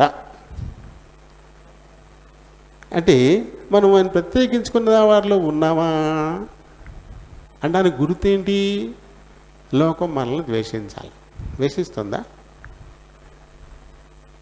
లోకం మనల్ని ద్వేషిస్తుందా? మనతో స్నేహిస్తుందా? లోకం మనతో స్నేహిస్తుంది అంటే వాళ్ళతో పాటే మనం కూడా ఉన్నామని అర్థం. అక్కడ లోకస్తులతో పాటు మనం కూడా ఉన్నాం. వాళ్ళకి మనకి తేడా ఏమీ లేదనేది అర్థం. వారికి మనకి తేడా ఉంటేనే కదా అది మనల్ని ద్వేషించేది. వారు చేస్తున్నది మనం చేయకుండా ఉంటే, వారు పోయే మార్గంలో మనం పోకుండా ఉంటే మళ్ళీ ప్రత్యేకంగా చూస్తారు. మేమందరూ నాశనమైపోడు బా, నువ్వు అక్కడమే బాగుపడిపోయేప్పుడు బా అని చెప్పేసి మన గురించి చెడ్డగా కూడా మాట్లాడుకుంటారు. అలాగే ఇంకొకరు ఇద్దరు వాళ్ళిద్దరు మన గురించి మాట్లాడుకుంటారు. లేనిపోని వెళ్ళా మాట్లాడతారు. అదే యేసు ప్రభువు చెప్పింది. అది జరుగుతుందా? లేనిపోని వేళ మాట్లాడితే ధన్యులమన్నాడు అక్కడ. ఇక్కడ లోకం మనల్ని ద్వేషిస్తే మనం ఆయన ఏర్పాట్లో ఉన్నామంటున్నాడు. మరి ఆయన ఏర్పాట్లో ఉన్నామా మనం మన ధన్యులమైన ఈ విషయాన్ని కూడా మనం ఆలోచించుకోవాలి కదా. మత్తయి సువార్తలో కొండ మీద ప్రసంగంలో చెప్పాడు, 5వ అధ్యాయము 10వ వచనంలో చెప్పిన మాట చూడండి. నీతి నిమిత్తం హింసింపబడువారు ధన్యులంట. చూడండి, మరి నీతిని హింసింపబడాలి. పరలోక రాజ్యాన్ని సంపాదించుకోవాలంటే నీతి నిమిత్తము హింసింపబడాలంట. నీతి అంటే ఏంటి? నమ్ముకున్న దాన్ని విడిచిపెట్టకుండా ముందుకెళ్ళడమే. నమ్ముకున్న దాని విషయంలో రాజీ పడకూడదు. ఏదైతే ఒక దాన్ని నమ్మి మనం ముందుకెళ్తున్నామో ఎట్టి పరిస్థితుల్లో కూడా మనం రాజీ పడకూడదు. ఆ నమ్మిన దాన్ని ఎట్టి పరిస్థితుల్లోనూ వదిలేయకూడదు. అలా ఎప్పుడు ఉంటామో అప్పుడే లోకం మనల్ని ద్వేషిస్తుంది, హింసిస్తుంది కూడా. అప్పుడు ధన్యులమంటే అప్పుడు పరలోక రాజ్యము అప్పుడు మనదని మన యేసు ప్రభువు చెప్పినటువంటి మాట ఇది. క్రీస్తు మనకు అగ్నితో బాప్తిస్మం ఇస్తాడు అంటే ఇలాంటి శ్రమలు మనకి ఎదురవుతాయని యోహాను గారు ముందే చెప్పాడు. అగ్నితో బాప్తిస్మం ఇస్తాడు. అగ్ని మొత్తం అన్ని కడిగి పారేది, తుడిచి పారేది. భేదభావాలు ఇంకేముండవు, భయం అనేది ఇంకేముండదు కదా. అపోస్తుల కార్యాలు 2వ అధ్యాయంలో మరి మొదటి నుంచి చూస్తే వాళ్ళందరూ కూడా ఆత్మలో మునిగి తేలారు. ఆత్మ మొత్తం గదంతా కమ్మేసుకొని నాలుకలు పారజాసుకొని ప్రతి ఒక్కరిని వారికి పైన కింద ఆ పక్కన ఈ పక్కన మొత్తం అంతా పరిశుద్ధాత్మ ఉండిపోయింది. అందులో ఈదులాడేశారు. పరిశుద్ధాత్మ మీతోనూ మీలోనూ ఉంటుందని చెప్పాడు యేసు ప్రభు. ఇప్పుడు వారితో ఉంది, వారి లోపల కూడా ఉంది. కాబట్టి ఆ తర్వాత ఇంకా వారిలో భయం లేదు. ఆ తర్వాత నువ్వెక్కువ నేనెక్కువ అనేటువంటి వాదోపవాదాలు లేవు. అందుకు మళ్ళీ ఎవడు గొప్పడని దెబ్బలాడుతున్నారు. కానీ అక్కడ 11 మంది నుంచి ఉంటే 12వ నుంచి మాట్లాడాడు అక్కడ. అందుకుముందు నేను అనేవారు. కానీ వాళ్ళందరూ అలాగే ఉండి ఒక్కడు మాట్లాడాడు, మిగతా వాళ్ళందరూ ఏకీభవించారు. అంతే, భేదాలు లేవు ఇంకా. అందుకుముందు మళ్ళీ ఎవడు గొప్పడని వాతలాడుకున్నారు, పంతాలు ఉన్నాయి వాళ్ళల్లో. కానీ ఎప్పుడైతే ఆత్మలు ఈదులాడారో ఇప్పుడు మొత్తం క్లియర్ అయిపోయింది. ఆత్మలు ఈదులాడడం వల్ల అగ్నితో బాప్తిస్మం ఇవ్వడం వల్ల మనల్ని పరిపూర్ణలు చేయడం కొరకే, ఈ లోకము నుంచి మనల్ని ప్రత్యేకించడం కొరకే ఇలాంటి శ్రమలు వచ్చేవి. ఆయన అగ్నితో బాప్తిస్మమైన ఆత్మలో బాప్తిస్మమైన అదే. చూడండి, ఇంకా 3వదిగా చూద్దాం. ఇది చూసుకుని చేసుకుందాం. దేవుడు పక్షిరాజు. ఈ రెండింటికి సారూప్యత మనకి కనబడుతుంది. ఎందుకంటే దేవుడే ఆ పక్షిరాజును పోల్చి మాట్లాడుకుంటూ వచ్చాడు. దేవుడే పక్షిరాజు. నిర్గమకాండము 19వ అధ్యాయము 4వ వచనం చదువుదాం.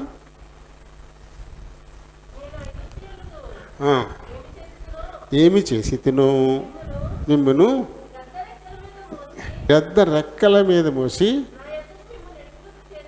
నా ఎద్దుకు మిమ్మల్ని ఎట్లు చేర్చుకుంటును. గద్ద రెక్కలు, అదే పక్షిరాజు. పక్షుల్లో రాజు, మృగాలలో రాజు సింహం, పక్షులలో రాజు గ్రద్ద. గ్రద్ద కంటే రాబందు చాలా లావుగా ఉంటుంది, కానీ అదేమి రాజు కాదు. ఎందుకంటే అన్ని పక్షుల్లోకెల్లా అత్యంత ఎత్తుకు ఎగిరేటువంటి పక్షి ఏది అంటే అదే గ్రద్ద. దాని రెక్కలు, దాని శరీర నిర్మాణము అన్నీ వేరుగా ఉంటాయండి.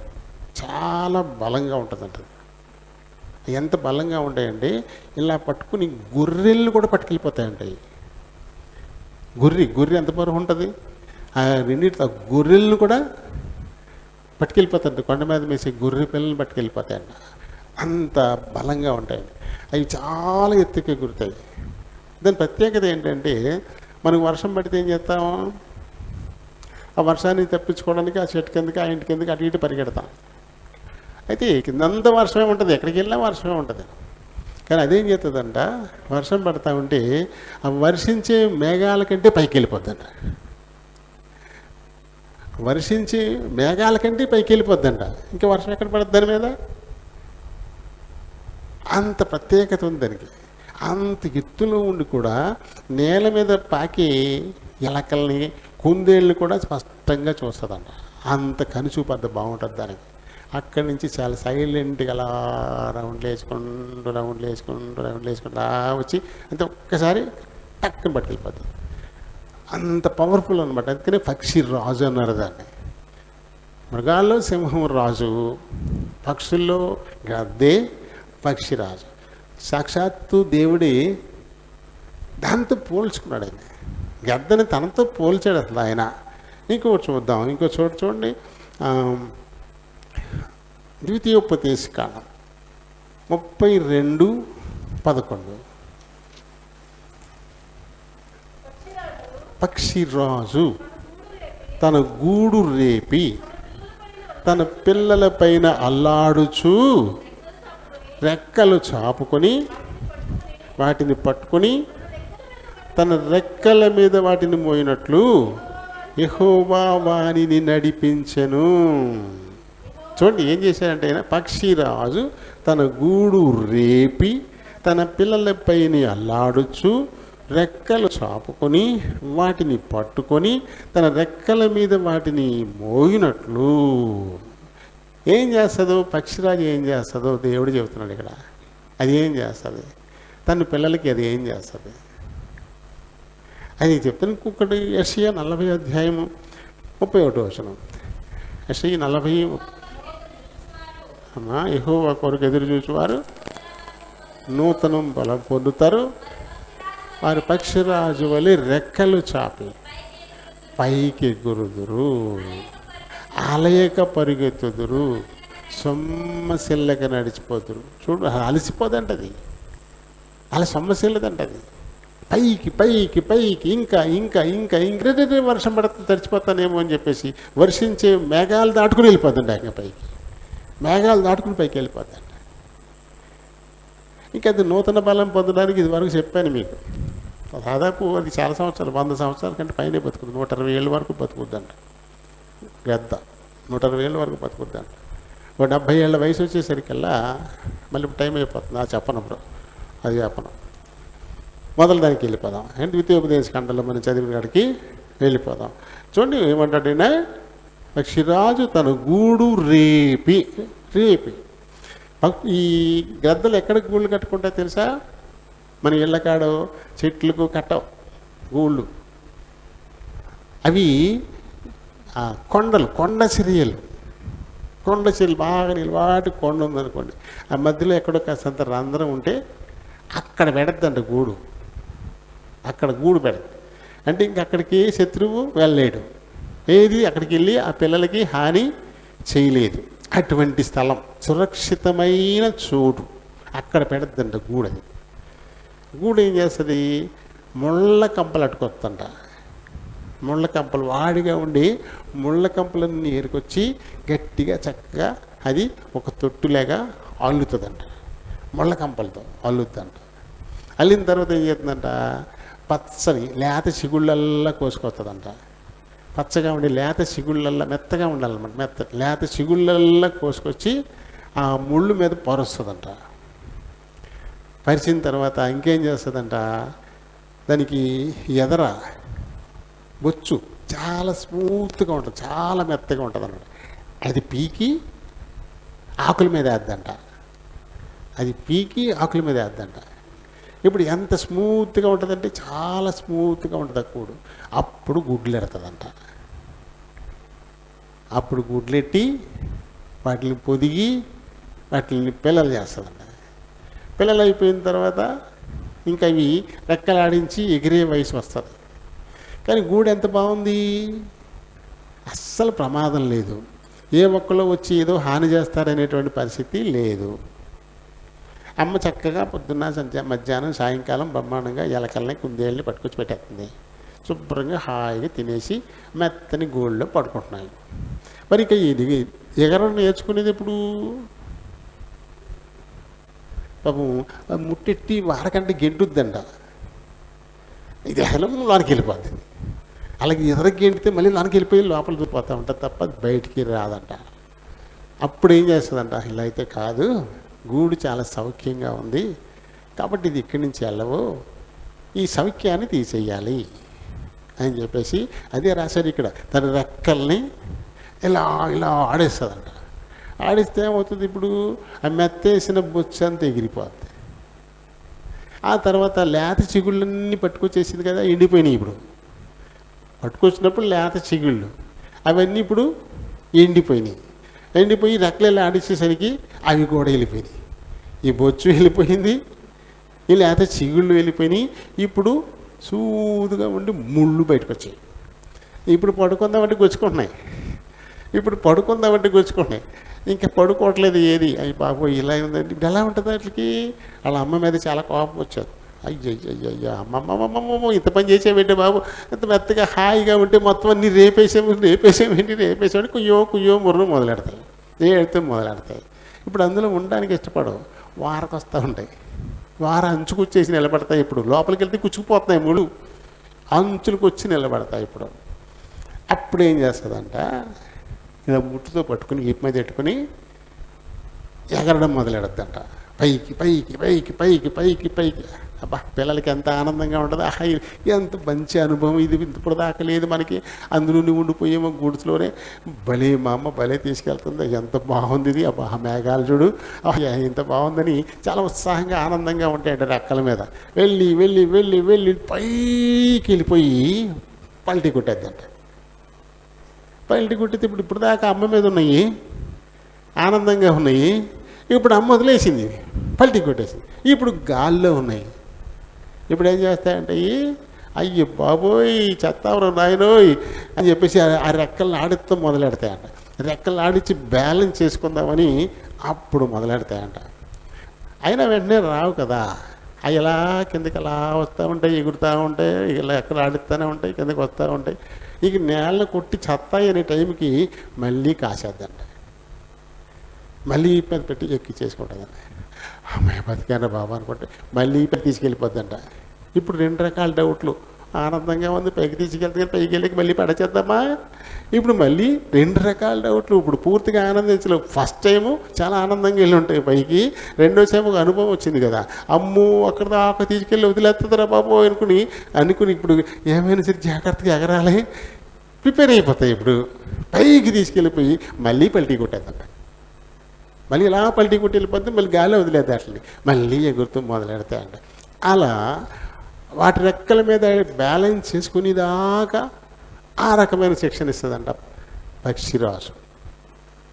అందుకని దాన్ని తీసుకొచ్చాడు ఇక్కడ. యేసు దేవుడే చెప్పినటువంటి ఉపమానం ఇది. పక్షిరాజు తన గూడు రేపి తన పిల్లల పైన లాడుచు, రెక్కలు చాపుకొని వాటిని పట్టుకుని తన రెక్కల మీద వాటిని మోయునట్లు. ఐగుప్తు నుంచి నేను మిమ్మల్ని అలాగే తీసుకొచ్చి ఆయనే పోషించాడు కదా, మన్నాను కురిపించాడు, చలయేలను పుట్టించాడు, వారి తరపున యుద్ధాలు చేశాడు, ఇవన్నీ చేసి వాళ్ళందరినీ సురక్షితంగా కానానుకు తీసుకొచ్చాడు. కట్టని పురాలు, నాటని తోటలు వాళ్ళకి ఇచ్చేసి స్వయం సమృద్ధి కదా, ఇదంతా ఆయన చేశాడు. ఆ విషయాన్ని ఇక్కడ చెప్తాను. అలాగే దేవుడు కూడా ఆయన బిడ్డలు ఎప్పుడు ఆయన మీదే డిపెండ్ అయిపోయేలా ఉంటే అలాగా స్వయం సమృద్ధిని సాధించాలి కదా, తాము ఆత్మీయంగా నిలబెట్టుకోవాలి కదా, ఇతరులకు నేర్పేవారు కావాలి కదా. అలా సిద్ధం చేయడం కోసమే దేవుడు తన బిడ్డలను, తన యందు నమ్మిక ఉంచిన వారిని, విశ్వాసుల్ని శ్రమలకు అప్పగిస్తాడు. ఈ శ్రమలు మనకు నేర్పుతాయి పాఠాలు, ఓర్చుకోవడం. అందుకని పౌలు గారు చెప్పాడు, శ్రమ ఓర్పు పరీక్ష నిరీక్షణను కలుగు చేయనని ఎరిగి శ్రమల యందు అతిశయిద్దాము. రోమా 5:3 నుంచి కదా, రోమా 5:3 చూడండి. శ్రమ ఓర్చుకోవడం ఎప్పుడు వస్తుంది మనకి? శ్రమ వచ్చినప్పుడే. మన blood test, sugar test blood తీసుకోవడానికి వచ్చాడు కుర్రాడు. అదే అప్పుడు అడిగి చెప్తానంటే, గుప్పుడిలా బిగించండి, ముఖం అలా తిప్పుకోండి అంటున్నాడు. గుప్పుడిలా బిగించండి, ముఖం అలా తిప్పుకోండి అంటున్నాడు. ఎందుకన్నాను, నువ్వు భయపడతారు కదండి పడుతున్నానని అన్నాడు. నువ్వు భయపడతారు కదండి అంటున్నాడు. నువ్వు భయపడాలి పొడుతకి, నాకేం కదలే పొడవు అన్న. ఇది అలవాటు అయిపోయింది. అంటే ఇలా పొడి చేస్తామని అలాగే వస్తూనే ఉంటాను నేను. పొడుతున్నాడు కదా, ఇంత కూడా ఏమి చలనం ఉండదు అస్సలు, కొంచెం అటువంటిది కూడా ఏమి ఉండదు, అలాగే ఉంటుంది. పొడుచుకో అలవాటు అయిపోయింది. పొడుచు ఇంకేముంది. అది తప్పనప్పుడు ఎందుకు? అపెండిసైటిస్ ఆపరేషన్ అయినప్పుడు 3 సిరంజీలు ఎట్టుకొచ్చేది, పొద్దున్న మధ్యాహ్నం సాయంకాలం 3 సిరంజీలు ఒకసారి లోడ్ చేసుకొచ్చేది. మ్యాథ్స్ గారు ఏ చేయమంటారు, ఏ చేతి దేనికి పుడితే మాత్రం ఆ చేయి కాదేంటి, ఇప్పుడు ఏ చేయి అయితే నాది కాదు, ఇదేనే నాది అదేనే నాది, ఏ చేతికి పడుతుంది అది పొడి చేయి అంటే 3 అలా పొడి చేసి వెళ్ళిపోయింది. అలా చూస్తానే ఉండేవాడిని. అది తప్పదు అన్నప్పుడు బాధపడితే ఏంటి, ఇంకా ఇంకేం లేదు. పైకి అలవాటు అయిపోయింది, ఇక తప్పదు. పొద్దున పడుతుంది 3, మధ్యాహ్నం పడుతుంది 3, సాయంకాలం పడుతుంది 3.